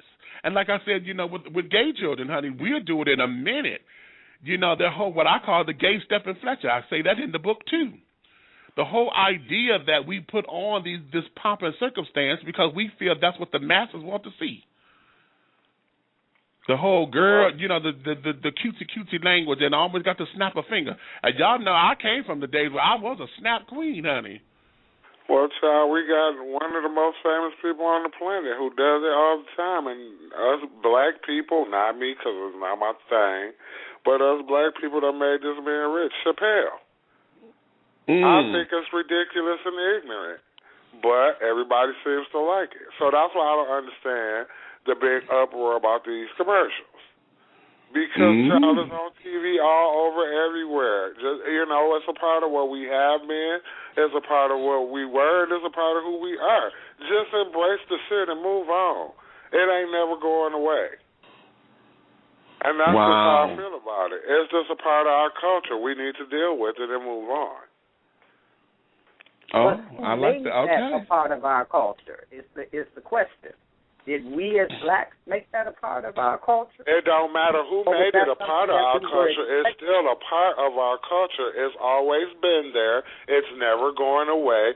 Deal with it and move on. It's a part of us, period. No matter who put it there. It's there. You said what? We lost our culture during the time of slavery, and we were right. We've never had a culture in this country, but neither has any of the other people here. This is a cultureless country. It's a mess of a whole bunch of cultures that don't nobody claim. So get over it. Say that. Okay. Shit. It really is, though. They call it a melting pot. It ain't no melting pot. Y'all threw a whole bunch of shit in and don't use it. Okay, don't nobody know what culture to embrace, so embrace what you love. All right. That's what I do. I embrace what I love. It's all a part of me, honey. I like that. It's going to be a part of me. I like who God has built me into. So you know what? Embrace what you embrace, but let go of the bullshit. Carrying all that shit around ain't hurt nobody but us individually, and I don't want no hurt. So guess what? They did that. It was funny or not. Either I'm going to accept it or not. And if I'm not going to be around it, period. Get over it. All right. Now, I kind of like that argument. I'm going right here, 770-552. I'm going to bring you in with everyone. 770-552. Hello, and welcome to Dishing Tea with Big Meech. Hey, caller. Yes, Big Meech. No, I was calling back on another line because I was just listening to the comment of the gentleman talking about that we need to accept it. And I was wondering, why do we need to accept it? It's not a part of our culture. It's what they want. It's what people want to put on us. It's been in our culture since we've been alive. It's not ever going away. So either you're going to deal with it or not. You don't have to have it as a part of your life, but you need to deal with it and get over it, really. But because it's just holding us back as a community because we're offended by everything. I'm not offended. It's a part of life. Move on, really. What is a part of life? Everything that's around us. It doesn't have to be a part of your life, but you still have to deal with it because it's there. It's always going to be there. You're going to always meet a black person or a white person that's going to present it. So we need to deal with it. It's a part of where we are and who we are, whether we want to accept that or not. It is. And that's what people are doing. They're trying to deal with it, to say that, hey, we don't want it around us. We don't want that ignorant slapstick. And it was so crazy because the movie Bamboozled was just on this past weekend, and you almost sound like Delray, the gentleman that who Damon Wayans played. I've never seen no movie either. Oh, okay. That's what I'm saying. People get upset by it, but they continue to take it in. But then they say it's not a part of them and it's not around them. You took that in. I've never seen that movie because I think it's ignorant. So if I don't want it around me, why am I watching it? Well, listen to what you just said. You never seen anything, but you're calling it ignorant. See, that doesn't make sense. If you don't know about something, how can you call something ignorant that you know not of? It's just I've like not right seen now, that movie, but I'm sure I've seen movies like it. I don't want to take that into my spirit, but what I'm so saying I just don't watch it. Basically what Bamboozle was about is the things that Big Meech is talking about today. It's the things that still go on, that the slapstick, and that was what Spike Lee put out there back in 2000. That here it was 2000, and they still doing the same thing in 2012, things that haven't changed. And the thing about it is, with African Americans, the sad thing about African Americans is because they don't know about themselves. You'll see a German, he'll say, I'm German American. An Italian, I'm Italian American. An African American, oh, I got Indian in my family. I remember it was a movie that was called A Hero Ain't Nothing But a Sandwich. And the grandmother said to the boy, grandson, we have a whole, we part Indian. He said, yeah, Grandma, we may be part Indian, but we a whole bunch of African. See, a lot of people don't understand that they still hollering for 40 acres of the mule. If you knew, 40 acres of the mule, if you knew your African American history, like we were taught when I was growing up in school in New York, and we was going to Catholic school, and I'm 56 years old, and we were going to school, and we knew what we were taught by our parents. But when we went to school, all we saw was black folk in packed like sardines in cans. We knew about the African kings and queens, but they were showing us something else. So our parents started a petition, and they changed our whole curriculum in the Catholic school that we were going to. You have people that walk around and say that, I got Indian in my family, but do they know after slavery was over in certain areas in the United States, and Don Cheadle came from one of them, the state that he came from, slaves walked down the road and said, okay, what do we do? Well, Indians held them. They took them into 5 tribes, but they held them for 30 years after slavery, but they did give them that 40 acres in that proverbial mule. If you knew your history, you would know that. You would know. People have been screaming about that for years, and I can remember, and I worked for the government, but I remember Farrakhan, and I'm not a Farrakhan follower, but I remember he was talking to blacks in government, and I believe it was in 86. He said, you don't have to listen to me. And he pointed to the building across the street. And he was pointing to the Library of Congress because all of that information is in there. But people declined to do it. It was a gentleman, it was a sports figure in Atlanta that got robbed. Where his money was behind his bookshelf.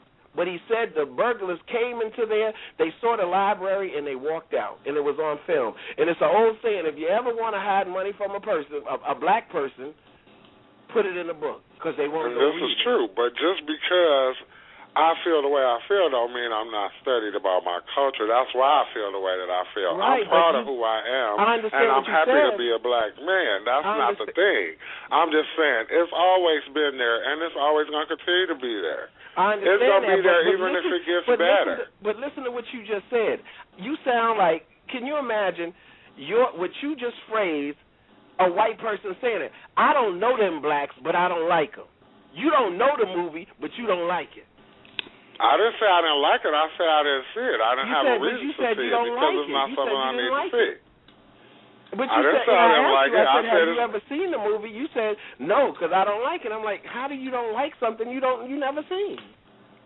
I don't recall saying I didn't like it, but I didn't see it because I didn't have a need to see it. Press pause. Let me clear it up, because what we're starting to get into is semantics, and this is the type of argument that ends up happening when we start going through. This is why stereotypes are relevant. Stereotype exists because there's truth in them. And that's the point that I'm hearing you be making. Okay, it's there. We need to deal with it. Now, what I'm hearing you make is that, okay, it doesn't have to be there, and we don't have to necessarily just plain don't accept it, because we know it. If you know better, you do better. Right. Is what I'm hearing you say. That's so right. What we have to understand is both of what you guys are saying are true. Right. Because right now, those are the two dynamics. The question is, how do we bridge the gap between the two? Because that's what exists. What ends up happening, and this is why we as black folks fight all the time, is because we don't hear one another.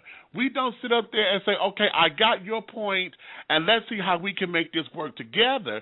But what everybody ends up doing, especially those who are not as articulate as we are to express their points, they come from a place where they want to sit up, they want to browbeat, they want to do this, they want to go into those particular areas where they got to prove that they're right, because now you've offended them, you've taken away their power, you've stripped them of whatever, and basically you've called them dumb and stupid, and that there becomes offensive because that's all they heard all of their lives. And so now in an arena where I feel I can empower myself, I'm going to stand up and I'm going to do the neck roll, and now I got to keep it real because now you offending me, and I'm going to get hood. Don't make me act black. When my sister said that to somebody, and I had to check her really quickly. I was like, what the fuck does that mean? Don't make me act black. The hell is that? That came out of my sister's. I helped my mama raise this girl. That came out of my sister's mouth.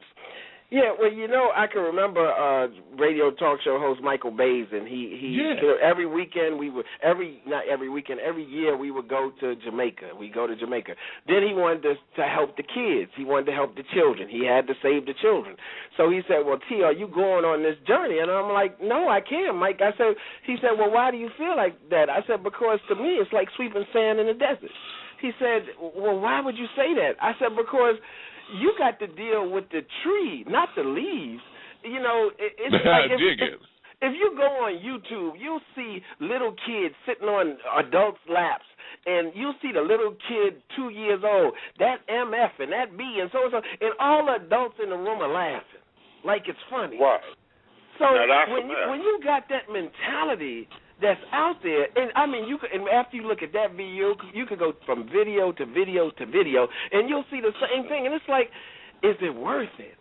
Is it really worth it? Because it's just, it's like, it just drains you to know the ignorance that's out there. It's like that person right now that got paid and know they have to pay their electric bill, but they also know they got a cable cut off notice. They run into the cable place to pay the cable bill, and when they get home, they're going to wonder why the electric is on.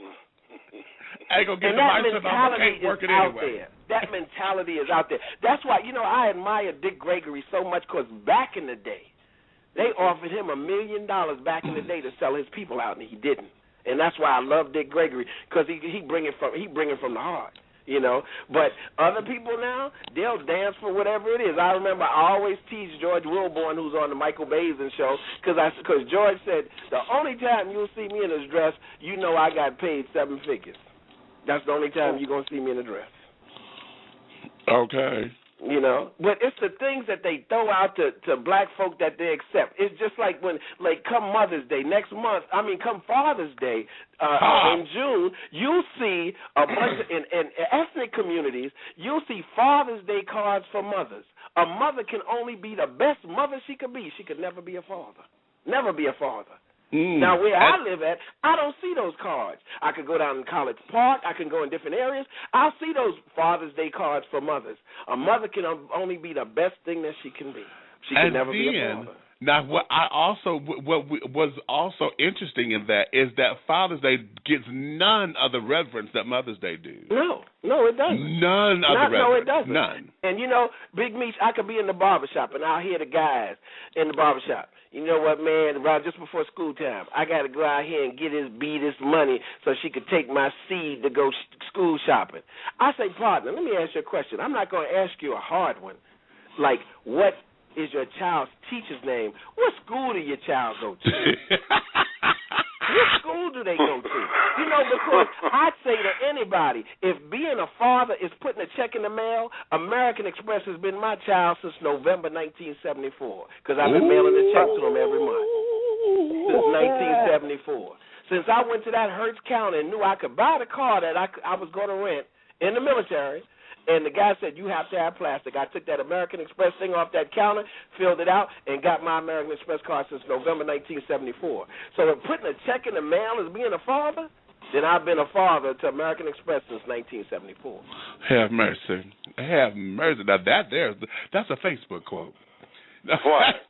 That's a Facebook quote right there. But it kills me because people they're just so lost. It's like we just a lost generation because we don't know about stuff. I tell people, turn on Dr. Skip Gates, who comes on PBS, and look at some of the series that he does. Find out about yourself, because if you see some of the series that he do, some of the people, and that's one of the biggest fears about white folk, because they don't want you flipping them pages too far back because the black will come out. You'll see the black. You'll see the black. I mean, you see it. I know the First Lady, she'll be on Stephen Colbert on Comedy Central tonight, but she's making an appearance. But he did his background, and you see there was the black in his family, you know. Right. But black folk don't know about themselves. Like I said, German-American, I'm German-American. Italian, I'm Italian-American. Black, I'm black, but I got Italian in my family. I mean, I got Indian in my family. I got Indian, you hear it all the time. This young lady said on my page the other day about Dominican, she's Dominican. I said, have you ever been to the Dominican Republic? She said, no. I said, so how could you claim that? Have you ever been to Haiti? No, I've never been there. My passport looks like a geography lesson because I've been out of the United States. I've traveled around the world twice in every state of the Union. I did 24 years in the military and worked for the government and always traveling. And I just don't understand how people can't get out. I remember being at the Comedy Club in Atlanta, and John Witherspoon was there, and he said, people, they make a big deal like they going somewhere. I'm going down to South Beach. He said, well, wait a minute. This is Georgia. The next state south is Florida. So where'd you go? I'm going to Myrtle Beach. I'm going to Myrtle Beach. He said, okay, so the next state north is South Carolina. So where did you go? You know, get out of the country. See how other people live out of the country. Then things wouldn't be that big to you. You know, young lady, we went over to Italy, and when we stepped out, and she was because she had just bought her Mercedes. But when we stepped out of that airport in Rome, that's what the taxi cabs were. It was no big thing. Would you say that? Wait a minute, stop, because that's significant right there. That is so fucking significant. You said the taxi cabs was the damn Mercedes. The taxi cabs are Mercedes-Benz. You go to Cancun, Mexico, you see Ultimas and Maximas. That's what the cabs were. My daughter, I was overseas and went to the Louis Vuitton company. Didn't know it was a big thing. It was back in '89, and I bought some Louis Vuitton luggage from the company. Well, my oldest daughter liked it, and one time she came to Atlanta, and I had started sending her luggage from overseas. Well, one time we went up, I believe it was Phipps Plaza. We went up there. A cigarette case, Louis Vuitton cigarette case, and a Louis Vuitton cigarette case for the lighter cost more than my weekender bag. Exactly. You know, if you go to Cancun, there's a Walmart right down the street on the strip. You go in there, if you drink Patron, you'll see it for $12 a bottle, the same bottle you see here for $90 and $100. Exactly. You know, if people would get out of where they are, get out from where they live to see the world, let your children, because of your fears, don't put them on your children. And maybe we can grow as a people. Because, see, that 13-year-old Jewish boy, when they go for their bar mitzvah, they know some of their history. You ask some. I can remember in a quick story, Big Meats, I was down at the Martin Luther King Center. There was this woman, I don't know if she had a child on the change or if it was her granddaughter, but the little girl was about 12, and she kept asking, who is this? Who is this? And the woman couldn't answer. She couldn't answer. So we met up in the Gandhi room, and she said, well, why is Gandhi in the Martin Luther King Center? And the woman couldn't answer. I said, young lady, because that was Gandhi was like Martin Luther King's mentor. And he admired Gandhi. That's why they have a room for Gandhi in the Martin Luther King Center. And the woman looked at me because she did not know. And it's so sad. It's so sad as we as a people that we don't know ourselves. Exactly. How do we advance if we don't know ourselves? It's like somebody asking you for $1,000 and they don't have it. It's like giving love. You can't give something that you don't know, that you don't have. Okay. crispy chicken. Big Meech. And like I said before, I love me some Mary J, but every time I see her in concert, I will think of that commercial. I will, and I posted it on your page, but I will think of her when I see her singing in what you call, you know. You too much. You are too much. Oh Lord. People, start looking at some PBS programs. Look at Dr. Henry Skip Gates when he goes back in people's lives and start checking checking their lives and how they used to live, where they come from. Because we don't know where we come from. We don't know. We have not a clue. We have not a clue. Not a clue. Not a clue. Exactly. We can't be proud of ourselves because we don't have a clue. We don't have a clue. You know, from the women out there with weaves on, with the hats on it, that's like wearing two hats. I just don't understand where we're going. I don't understand. Would you know what? Ain't that what they call a wig? It was called, the full name for a wig is a wig hat. I'm telling you. So you got on two hats. You wearing two hats in 90-degree weather. Right. You know, I thought because your hair was messed up, you slapped the wig on, and that wig is supposed to look better. You got a hat on top of that. That's supposed to fool us. Lord, and the lace things and the we lost. Lord Jesus, we lost. That's why President Obama has such a problem, because when white folks see him, when them people out there, that's what they see as President Obama, and it's so sad. It's so sad. They see him like that, and it's so sad. And if people think that Romney, that President Obama's gonna have it locked in, please don't get it twisted, because them folks gonna be out there voting like a mug this time. I know. They're gonna be voting like anything. It's gonna be a just cause vote, and that's why we got to keep the pressure on. Oh yeah, and know what we talking about and this time and that. I know my president gonna eat him up in those debates, though. I already know that. Oh yeah, we know that. He gonna tag that ass. Yeah, because everything that Romney did, what he's going against, that's what he did when he was governor. Exactly. You know, talking about Obamacare and all of that. So that's what he did already. So it's like, okay, but believe me, these folk gonna be out there because this man is cleaning up 16 years of mess. Everybody that wanted to call President Clinton the first black president, when you seen that Clinton's wife and they were running neck and neck, you seen the real Clinton come out in one interview. Didn't you? You seen him.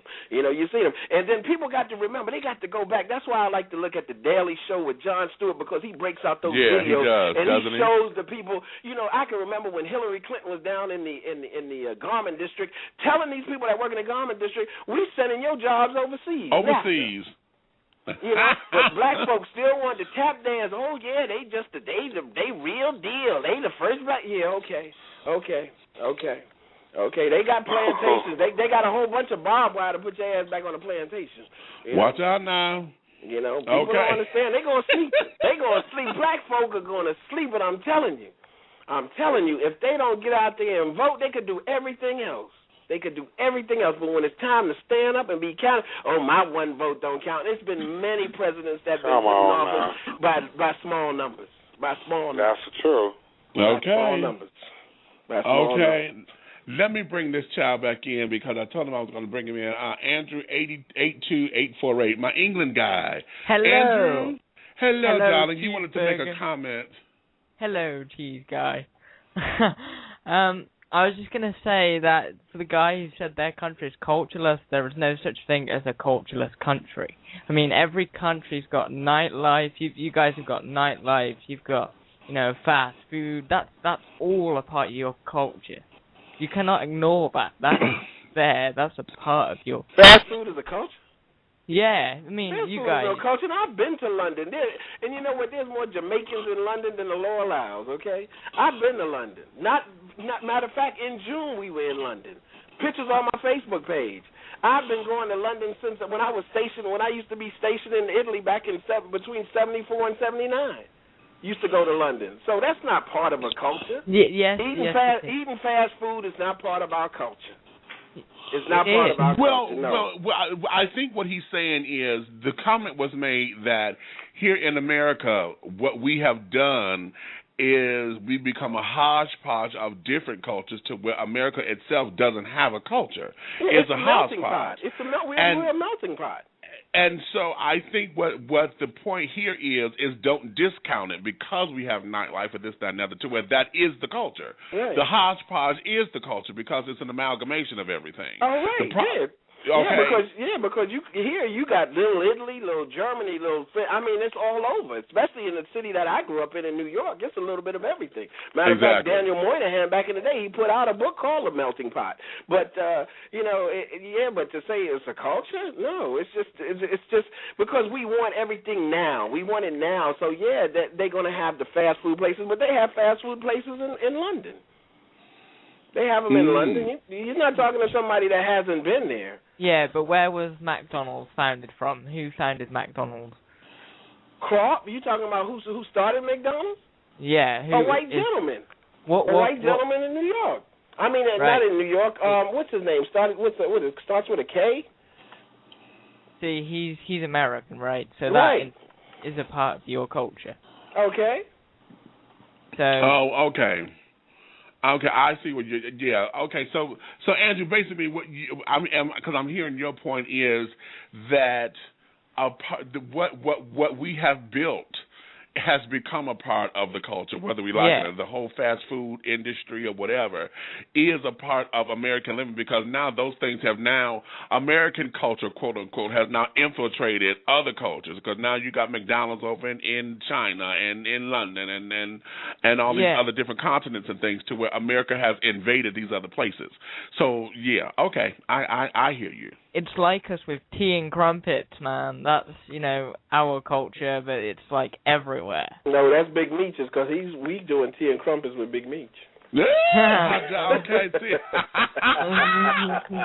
You better understand. Okay. And if you took an etiquette course, sticking your pinky out don't mean that you up and mighty. It don't mean that. You're not supposed to have your pinky out. Go I have got to say one thing. You gotta hand it to Meech that he knows what a crumpet is because most Americans, no offense, don't know what a crumpet is. Well, and you can't say that because I'm sure you have not taken a survey.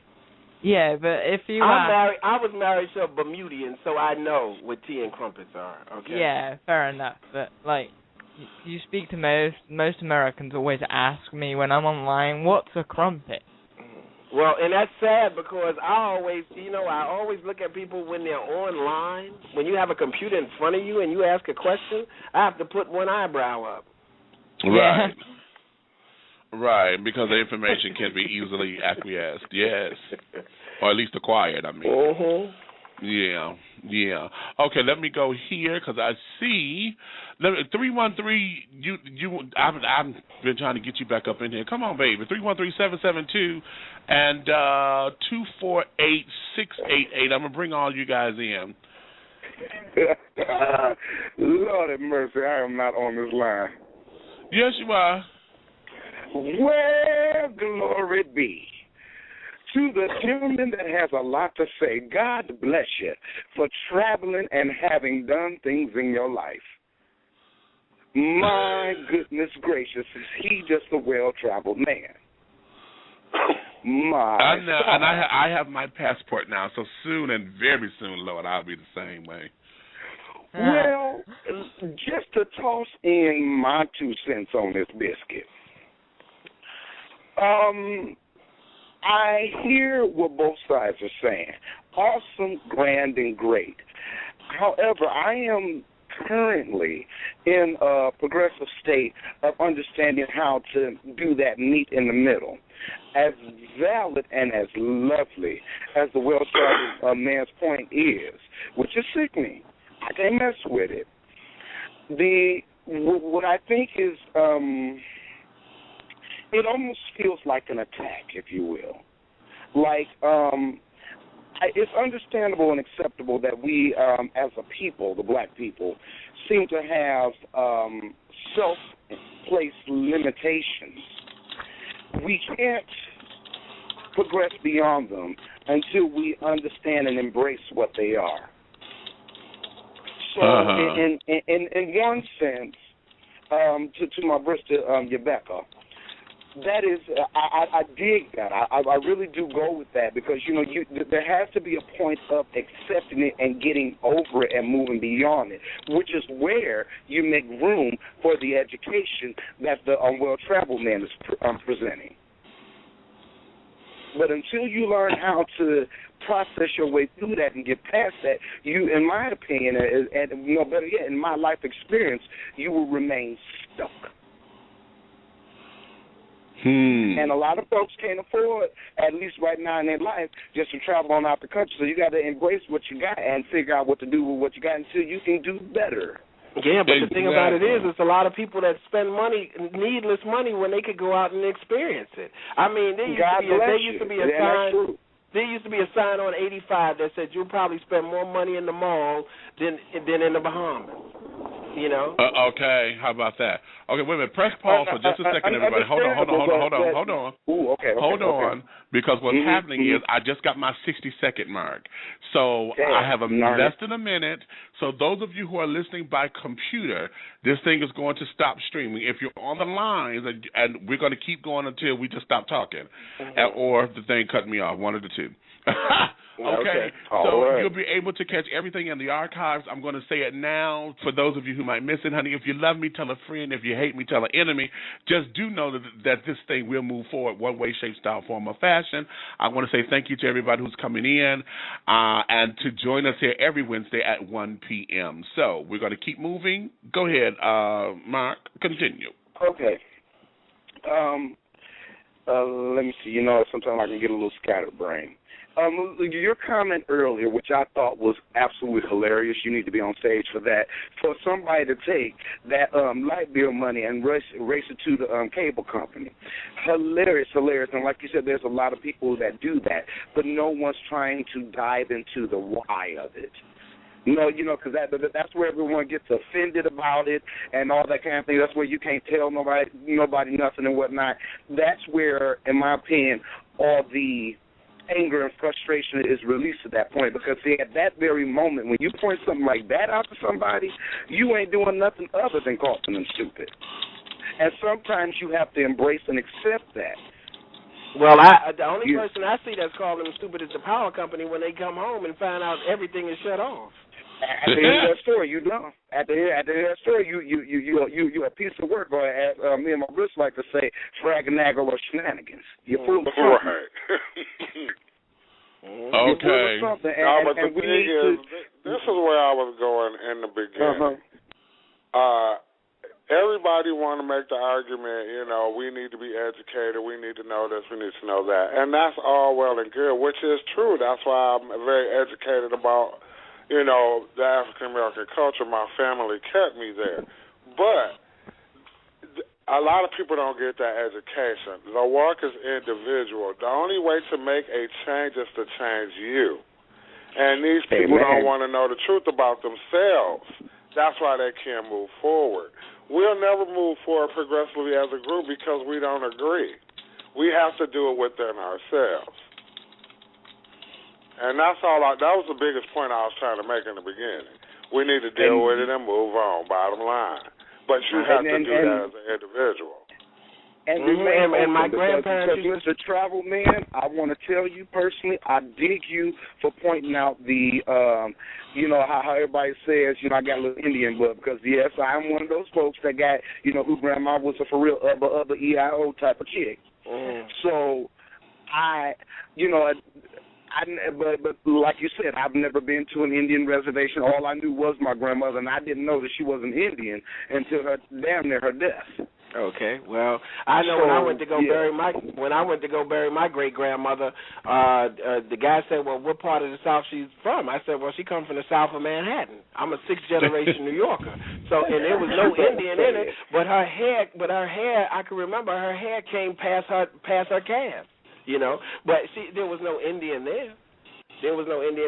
But, like I said, we don't know ourselves. And I remember when Henry Skip Gates did, what's the brother from Hotel Rwanda, when he did his background check, he just knew that he would have a trace of some type of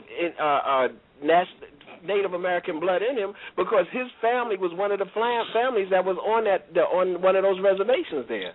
But it didn't happen. It wasn't there. It wasn't, the DNA wasn't there. Hey. You know, but we will claim that all the time. I'm all right, madam. How are you? The what now? No, I am outside and talking, and God has blessed me in such a where people will come by me and greet me, and I think it's sickening and lovely. so that's one of the things that make me feel like I'm heading in somewhat of a right direction. So you know what? It takes me right into what you're saying about the Indian thing. To me, you are simultaneously preaching acceptance, but low tolerance. And I can't say that I have evolved enough yet to say that I got like a handle on that yet, because I still got some silly shit, as nice as I can put it, that I still indulge in. Mm-hmm. That I know I need to back off on it in order to progress. But just to be the truth about it, you know, I understand fully that the only one that's in my way is me. And baby, that right there is one hell of a kick of the nuts.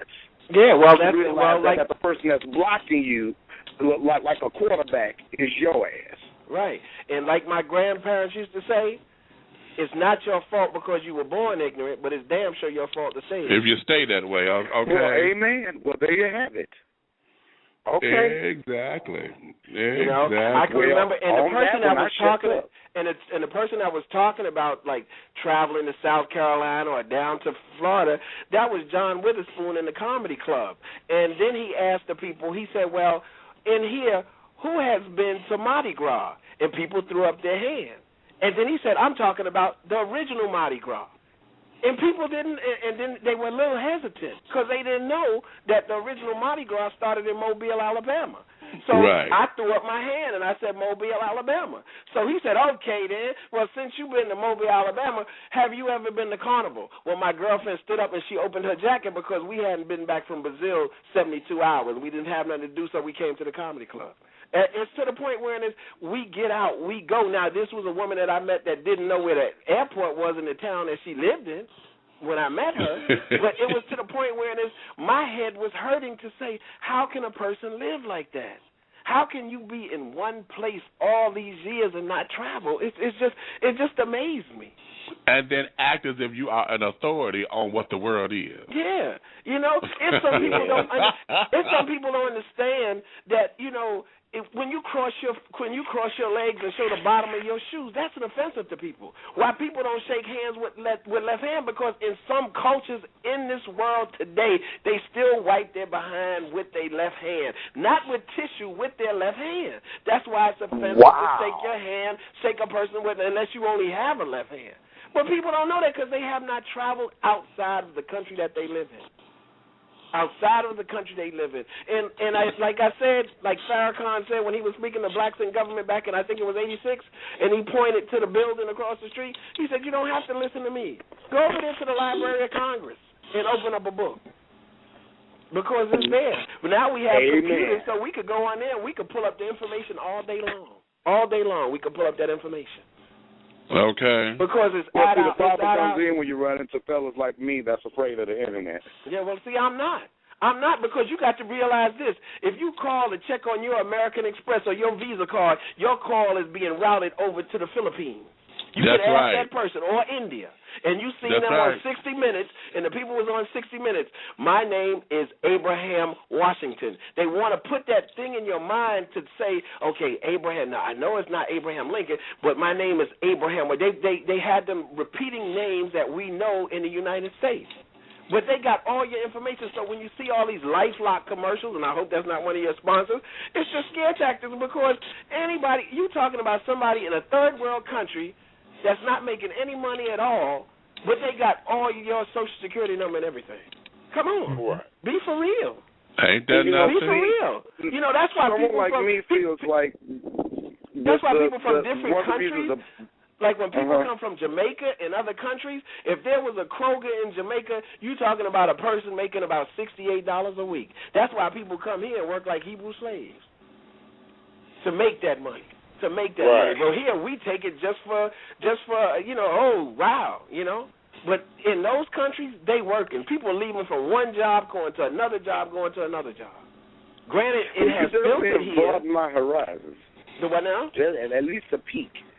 But see, like I say, even for someone like me, the internet to me is the gateway to dehumanizing humanity.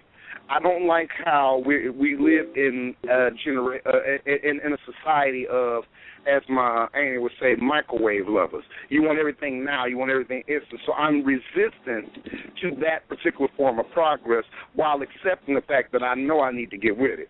But I am very slow getting with the technology train. And can I ask you a question? What do you drive? Yes, sir. Do you drive a car? No, sir, I do not drive. And when I did drive, I absolutely hated it.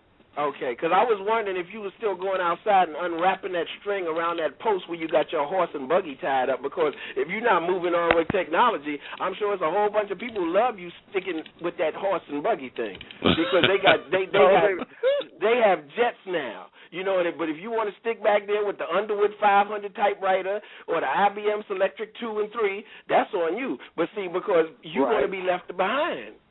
You're going to be left behind, because when I sit up here with my 5-year-old grandchild and my grandchild will say, well, Granddaddy, how come you doing it like this? Do it like this.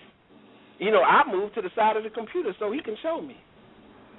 So he can show me. You know, because it's about progress. And if not, we're going to be left behind. Yeah, but my horse and buggy is cute. But I hear you. Further but you should see my horse. It's lovely. You know, an entertainer, a beautiful young lady named Elizabeth Withers, she said she's getting ready to do a run. She's getting ready to do the triathlon, and she was getting her heart checked and everything this morning. And she said, what was her comment? She said, "I'm healthy as a stallion." I said, "Well, I hope it's not a stallion. I hope you meant mare." Well, some people didn't even know what a mare was when I made the comment that a stallion is a male horse. Right. A mare is a female. Right. Well, but they didn't know. You know, and it's so sad. I mean, simple things, like one of her songs, Simple Things. Simple Things.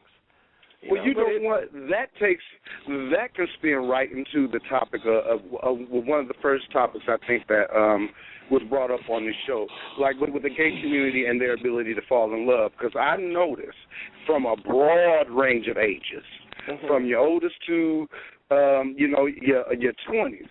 We gay folks, not that everybody don't do it, maybe, as my Amy said, when you get on a date and you find yourself a cute piece of action, all of a sudden, y'all married and y'all in love, while you have someone like me sitting back going, thinking, how could you give it away so cheaply? You know, I could understand having fun, but you going to give all that on the first date? Hey, you know, like the song said back in the day, give me what you can't get back, and they give it up so quickly. See? You know, they give it up so quickly. But, Big Meech, I'm trying to understand the person that's talking now, because they said they're not used to technology, so I'm wondering, through your phone system now, is it being filtered through the smoke signals that he's sending, or you are Morse code? Because I know he said that he doesn't use technology. Me and my horse is now. He's not using technology, so I'm just wondering, what's he talking on right now? Do you have like a filter? It's a 6.5 feet. It's a smoke signal for the gods. I got all sorts of sparks, electricity, and lightning flowing through my shit. I'm bad. I tell you. You know, a lot of people. I'm going to get to it, though. I thought he would be living like a Quaker over there. Oh, not a Quaker. I thought he was living like a Quaker. You know? Here's the ticket on that. The sickest one you ever seen. Okay. You and a lot of folks who have been afraid to embrace the changes in technology. You know, we just as you said, you have not educated yourself enough to know that these calls are being routed through over to Indonesia and carrying on. Which when they started doing that, see, that was to get around all that stuff here. Right. When they had the new laws that came up as far as these cold calls or whatever, all these damn little bill collectors and shucking and jive calls, because these children don't have American laws. That's how come you're getting these calls at 9 or 10 o'clock at night. Right. Are you happy with your car insurance kind of call? You know, so and just because of that, just to let you know, I am talking on the Metro PC, so I'm damn near close to a smoke signal. Are you familiar with Metro PC at all? Well, I'm familiar with Metro PCS and what was the other one? Right, so I don't even know about no Metro PCS, so you already surpassed me. Yeah, well, Metro PCS has been out. I remember when they were in their infancy. I mean, because like in Pittsburgh and Ohio, they have Cricket. Their phone company was Cricket. They have the same, what you call them, But yeah, I mean, and you know what? Sometimes you call in for like your bills or whatever. If you look at MSNBC lockup, that it comes on Friday nights and it stays on until like Sunday almost. They show where some prisoners, the supposed to be the good prisoners, if you want to call them that, they work in the call centers that they have in the prison. You better understand that. Understand that, and also. These same little companies, because they're not regulated and carrying on, they can charge you what they want to charge you. That's right. Because I remember I had made a collect call once, and that damn call cost me $5 and some change for a minute. That's right. And how they do, they have the name locked down, because what they'll say is, you say, well, it don't matter who you want, and there's a company out there that says it don't matter who you want, who I want, or connect me to whoever, and there's a company out there called Connect Me to Whoever. When you're talking to that one operator, when you go to make that call, they sold that on 60 Minutes maybe about 10, 15 years ago. Exactly. Yes, they did. But Big Meech, I understand, because I understand some of the time they're dealing with my best friend. She always say, Tony, when those 4 feet hit the floor, what do you have in common with that person? I'm like, what are you talking about? She said, ask them sometime when it's a story on MSNBC, you tell them to turn to MSNBC, the story done went off, but you tell them to turn to BET or VH1, they could turn right to it. Bravo, they could turn right to it.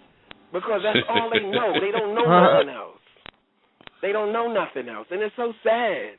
We as a people, Lord, got a long way to go in a short time to make it. And when I play and post on my page on Facebook, when I post what's going on, a song that Marvin Gaye did almost 41 years ago. Right. And it's still relevant. Some of the broader confused stuff that is still relevant today. Yeah. Exactly. It's sad. It's so sad. Exactly. It's so sad. And that's when you have to make the choice. Are you going to stop moving, or you going to just sit there and sigh because it's so sad? No, believe me, I keep it moving. I keep it moving. Okay. So apparently you do. Your passport looks like a geography lesson. No question. No question. It's no question. That's right. No question. Well, Tony, you said something, and I need to put this in here today, because when I was talking with my coworker earlier this morning, he made this point. He said, a lot of us, going back to the whole Mary J Blige and the chicken thing and this and the third, he said, yeah, okay, so y'all so busy looking at her singing about the little crispy chicken. He said, I hear just a little bit of it, Big Meech? Just a little bit. Just a little bit.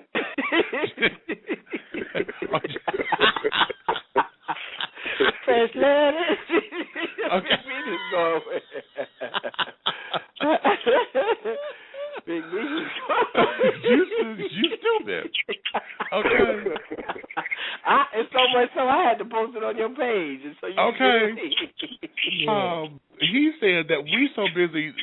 He likes to say that we're so busy looking in the wrong direction. We got our heads in the wrong areas. He said, okay, we're so busy talking about this, but none of us are looking at the schools are closing. That black folks are losing their properties still. They're coming to take your properties and carrying on. And that, he said, you want to talk about cooning and shucking and jiving. He said, we're turning away from all the stuff that's important just to make a point about something simple. Wow. Love that. And I love it. When he said that, I totally agree, because, the bigger picture in all of this has to be, what are we going to do in the end of it? Okay, just like I bet dimes to donuts whenever they charge this George Zimmerman with this Trayvon Martin case, that the hype is going to die down. Once they put that man in jail and say, yeah, they done locked him up, everybody who's been marching is going to be happy because they got an arrest. because that's all they say. We just want him arrested. We want him arrested, and justice will be done. But y'all ain't looked at the whole bigger picture of this. No question. The bigger picture, honey, is not about George. It's about the damn laws. That's right. The police officers didn't do what they were supposed to do. We don't know what happened, and I don't believe that it was in self-defense. I believe he shot that boy. I don't believe that he meant to kill him. Right. I think he meant to scare him, and it went awry.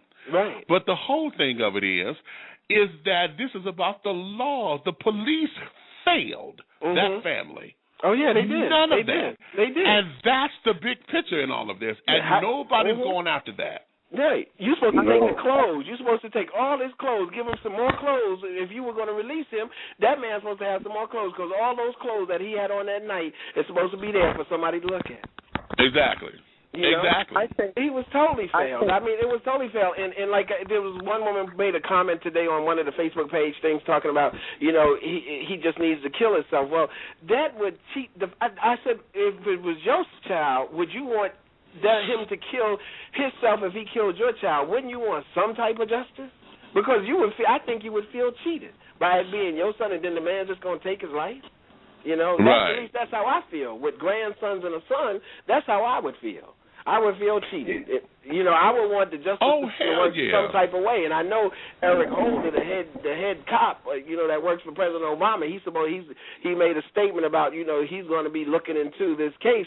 And I really think that President Obama's wife probably said, "Look, Barack, you need to speak up about that," because he finally spoke on it, a couple of weeks ago. But when the thing with Trayvon Martin came out, I posted it out on my page that night that it happened, because I was talking to my son in Florida, and he said, "Dad," he said, "a thing just came across the screen about a kid getting killed in Sanford, Florida." I know Sanford, Florida, because if you ever put cars on the auto train in Lawton, Virginia, that's the stop where you pick them. Well, you got to be on the train to ride with them, and that's where you pick them up on Amtrak in Sanford, Florida. So I know that city, and I lived in Orlando, so I know. And it's been a racist town just like Kissimmee, Florida, or Ocala, Florida. It's been racist forever. Exactly. Forever and a day, it's been racist. It hasn't changed, but it's just so sad. It's just, we in a sad state of affairs. And with the stand your ground law, it's a lot of states people live in don't know that law exists in the state that they live in. And that they live in, exactly. Here in Georgia. It's here in Georgia. People didn't know. It's here in Georgia, and it's also in Michigan. Yeah, yes, it's in, I think, 27 states. It's like people don't know this. And every January, new laws are put out there in the newspaper. They have the new laws. But right. people don't know. They don't know. Because if a cop wanted to be an a-hole, if you had something hanging from your mirror, he could stop you and say that's blocking your vision and give you a ticket. That's right. That's right. All on the technicality. Yep. That's right, and give you a ticket. What's the stand your ground law? The what now? What's the stand your ground law? The stand your ground law simply says that you have the right to apply physical and sometimes deadly force in the case of if you feel that you've been threatened and you have no immediate method of retreat. Basically, if you feel as though your life is in danger and you get to fighting or whatever, if you kill this sucker right there at that point, then the law protects you. But it has a lot of loopholes. It's a loophole because everything about that says that now it's all about interpretation and perception. Okay, so if I'm feeling like you threatening me just because you looking at me wrong, and I decide that I'm carrying and packing a 45 or whatever, and I decide to shoot you, then I have, which is in this case of Zimmerman, what it's looking like is that now I have the right to sit up here and say I'm justified because this was self-defense. I felt threatened. And that's a grand loophole. That's just setting up for the OK Corral all day. Right. Back to vigilante justice. Yeah, because it reminds me almost like the Castle Doctrine back in the, like they have in Texas and some other states. But yeah, with the stand your ground law, that's something almost basically that came from like medieval England. Like the retreat to the wall law. It was, there's things that have been out there forever. you know. But, you know, Big Meech, I say a week ago I was talking to this young lady, and she had a picture. She had sent me a picture because she was driving to Ohio, and I said maybe about a month ago. Well, a little bit around with Trayvon Martin. I said, so you doing the Trayvon Martin thing because she had a hood on. She didn't know who I was talking about. Wow. Yeah. Yeah, just like the gentleman just asked about standing. I mean, this is something that's been on the news. We have to get involved in the things that's going on in the world because we are part of it. We are part of it. We have to know, you know, because this guy, he killed his kid, you know, and it's like, and I hope people just don't die down. I hope they understand that it could happen to them, and it's going to keep going on. I mean, look at the guy in Chicago here. They just sentenced to 40 years. He was a police officer that worked, I think, at the railway station. It happened some years back. He supposedly had fired on some cops, and the cops fired on him. He got shot 28 times by the cops that was firing on him, and he just got sent to jail for 40 years. Okay. Well, you know what? Let me add this, because thank you for saying it the way you did, but let me just be quite frank here. I understand the relevance of what you're saying, and that is awesome, cute. You know, we can add a cherry on top of that and serve it as dessert. The reality is that on certain things like that, because I choose to be crazy and choose to be relaxed, I will receive these bits of information as I have just now, when I feel like personally God is meant for me to know that. There are things that I will educate myself about along the way in the journey of life. But thus far, my good God has taken sufficient care of me with my limited knowledge. Beautifully, successfully. And I know I can grow and do better. But there are certain things that I choose, sort of like politics. I personally choose not to get too deeply involved in that. As relevant, as touchy as that is for many folks, I am one of those people that have been told that if I choose not to vote, then I choose not to have a voice.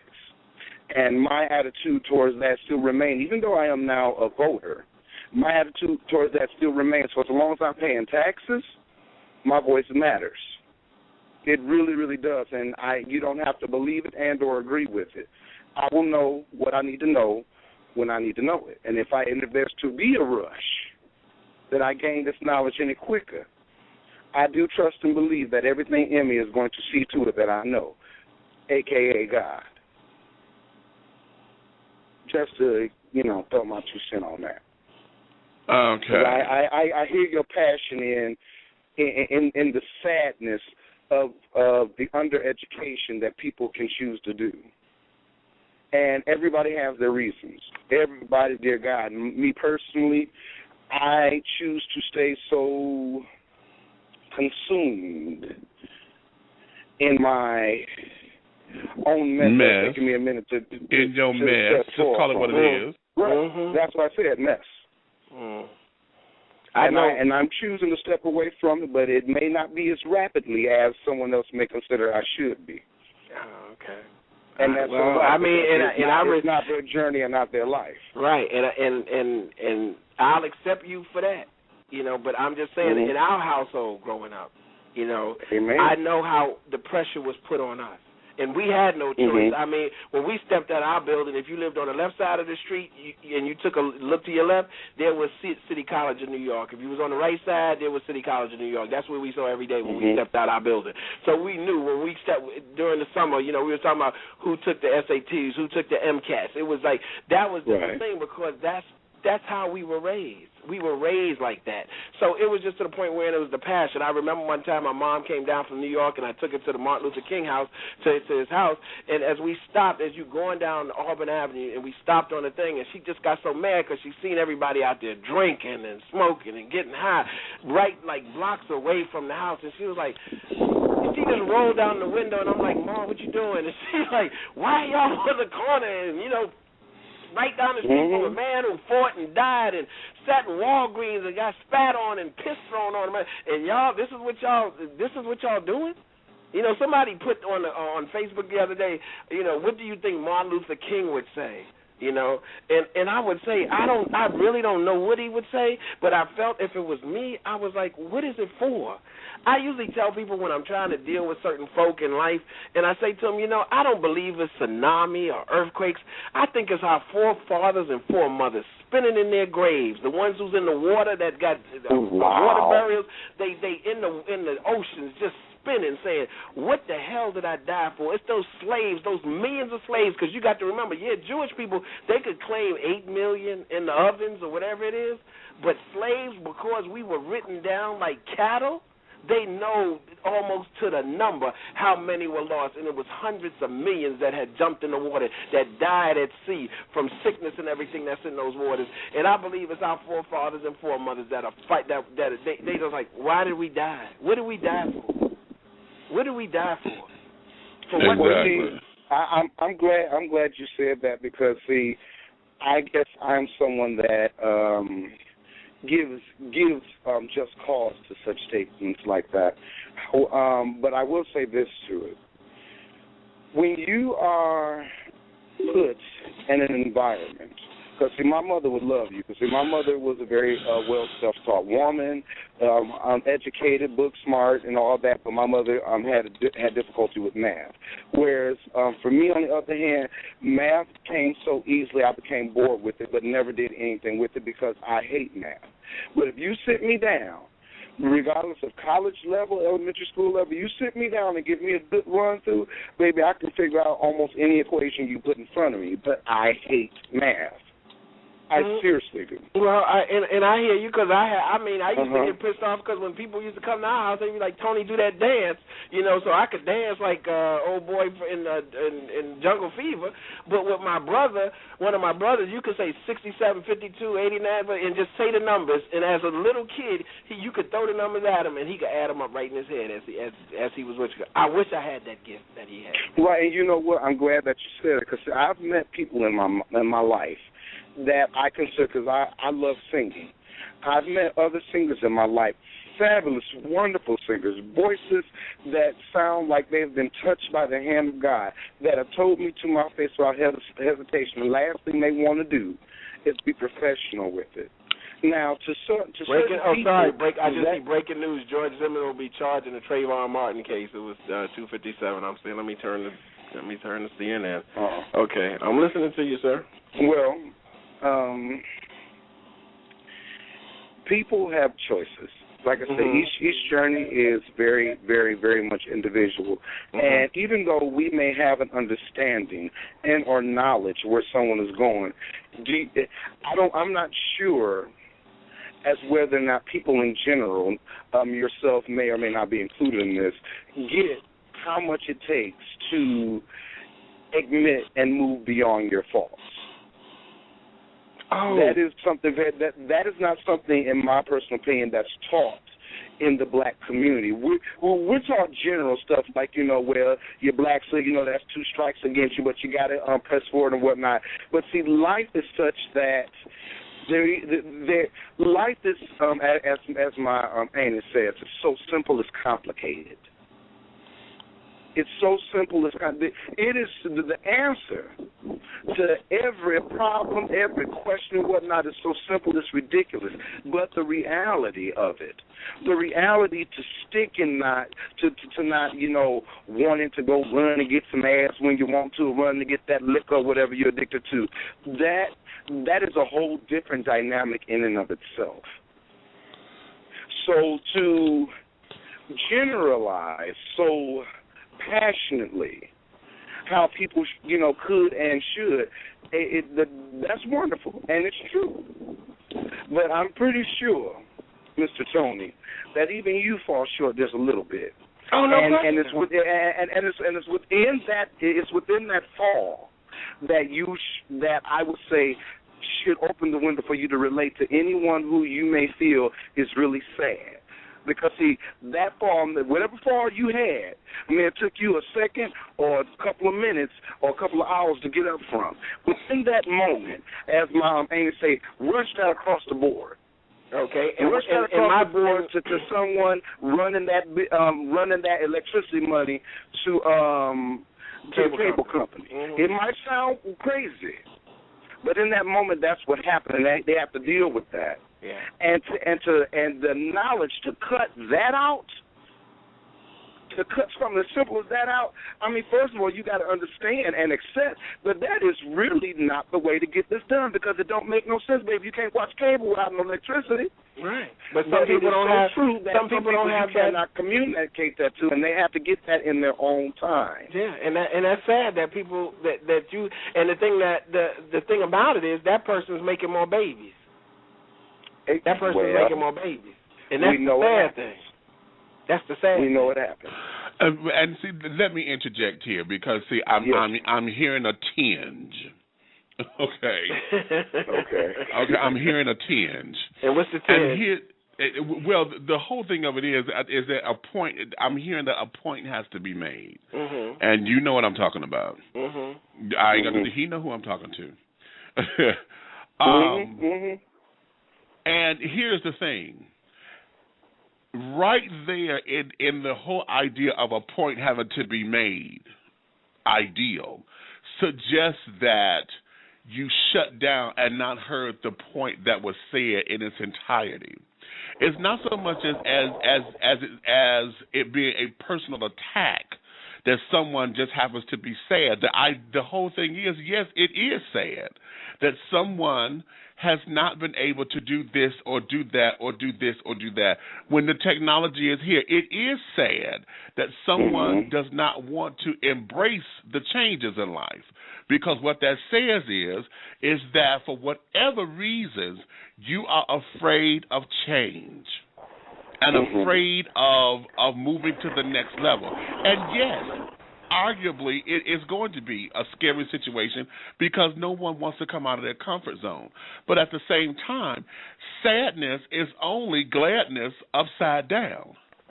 You better so say at any given point, if you're tired of being sad, you can always turn it around to get glad.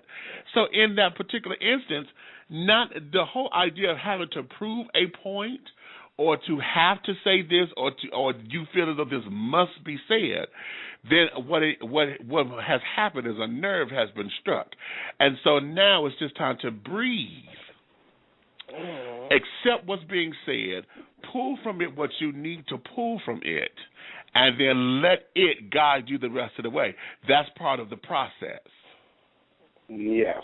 Okay. I mean, I understand, because I know in different things in life we pick and choose what we want, but, a person say they don't want to move forward. Well, why are you speaking on a cellular phone?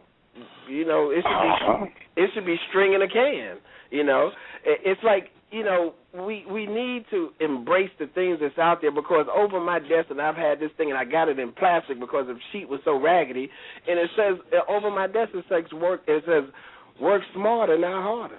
And I carry that with me every place I get transferred. I always look at that sign, work smarter, not harder. If somebody out there busting their behind to doing the same, it's like it's like a person that has, and what I'm feeling is like a person that has the truck 20 feet away from where the loading dock is. They taking the stuff off the loading dock and walking 20 feet over to the truck instead of backing the truck up to the loading dock. Okay, right. And I see that all the time. And I'm saying that not with I'm just using that as a to throw there in your mind, but I see that people do the hardest thing. It's like, why are you doing it like that? Just back the truck up. And here's the thing. And see, part of that is where we as people have this is the lesson for us. Because when we see that, we have to accept that that's how they choose to do it. As fucked up as it is, and as backwards as it is, we have to accept the fact that that's how they do it. And then, because one of my lovely old statements is, that's not on my desk. Okay? Because if that's how you choose to get your work done, honey, then fine. But don't get mad at me because mine is done, and then you ask me to help you, and I don't. Because, see, if you had taken the advice I gave you and said, honey, if you just do this, you can be done. Oh, no, honey, I got it. Okay, well, then you get it.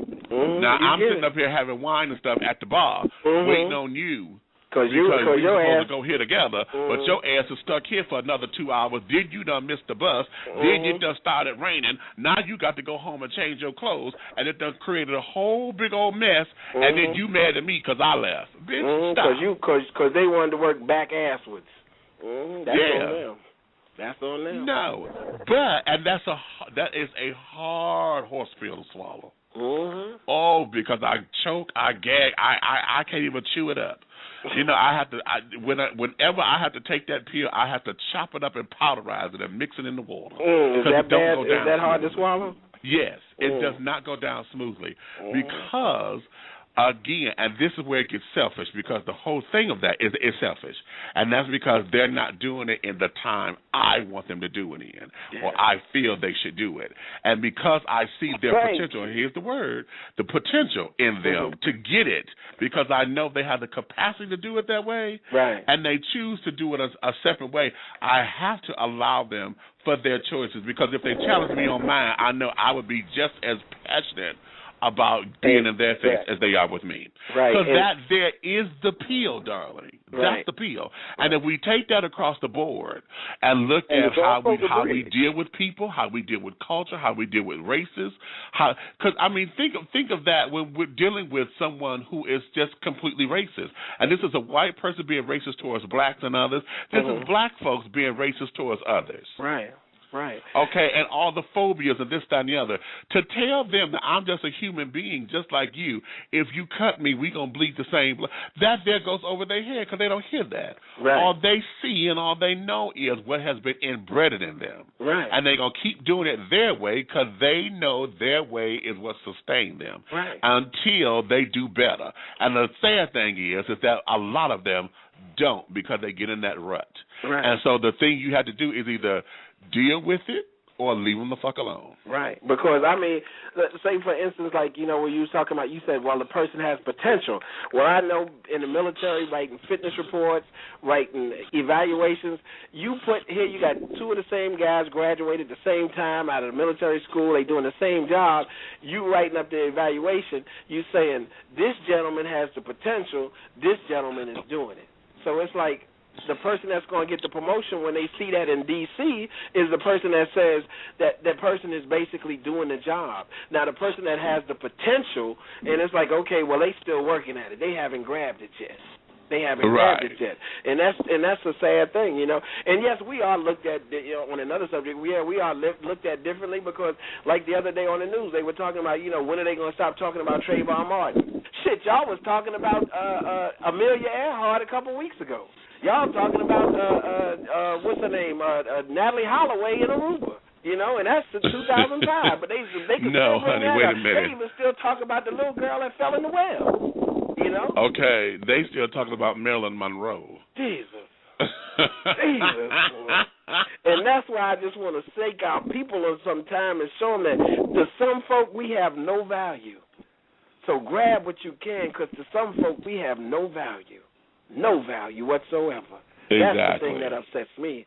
Because when white conservatives were talking about, you know, this Trayvon Martin thing has gone too far, it's like, you got to be kidding. Y'all still talking about Natalie Holloway. And O.J. and the whole O.J. thing, you know, with Nicole Brown, you know, and all of that.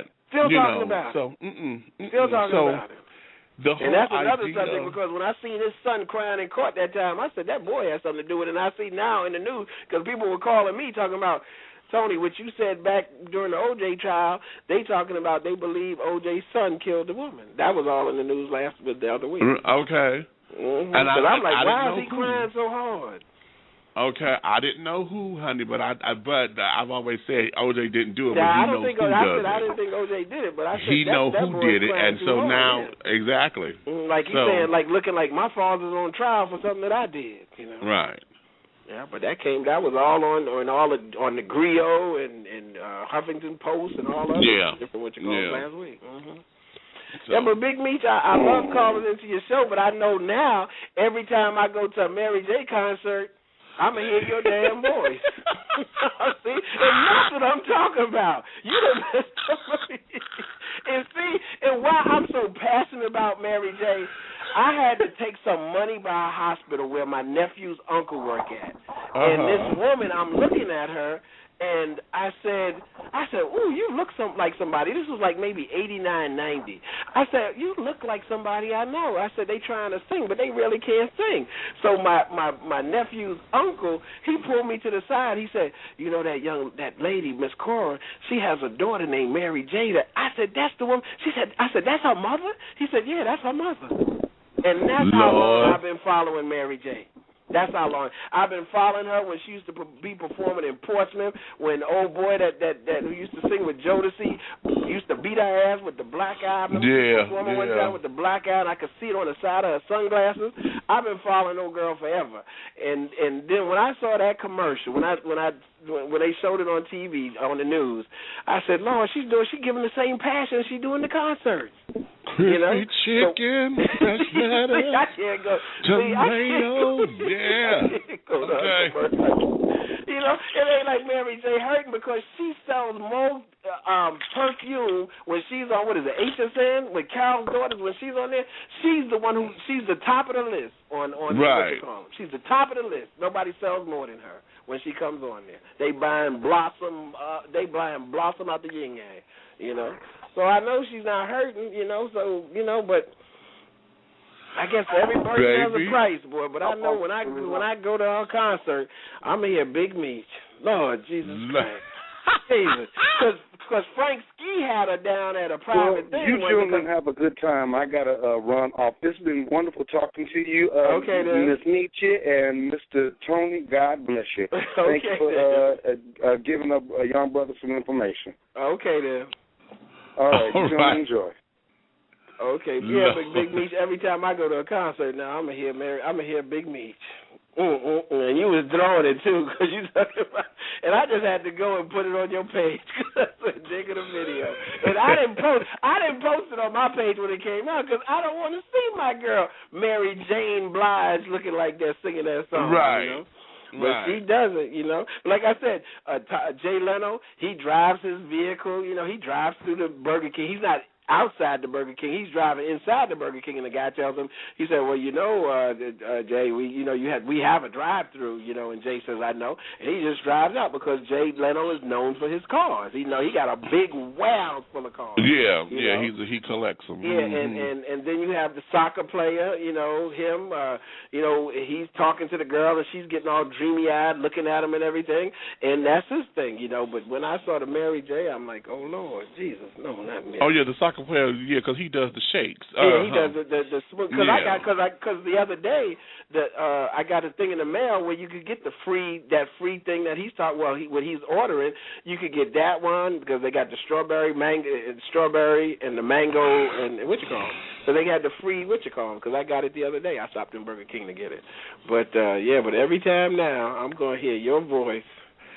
Lord. I just got Wanda's voice because she was doing it on the Frank and Wanda show at 10 o'clock. She did it one night, you know, when their show comes on UPN channel at 10 o'clock.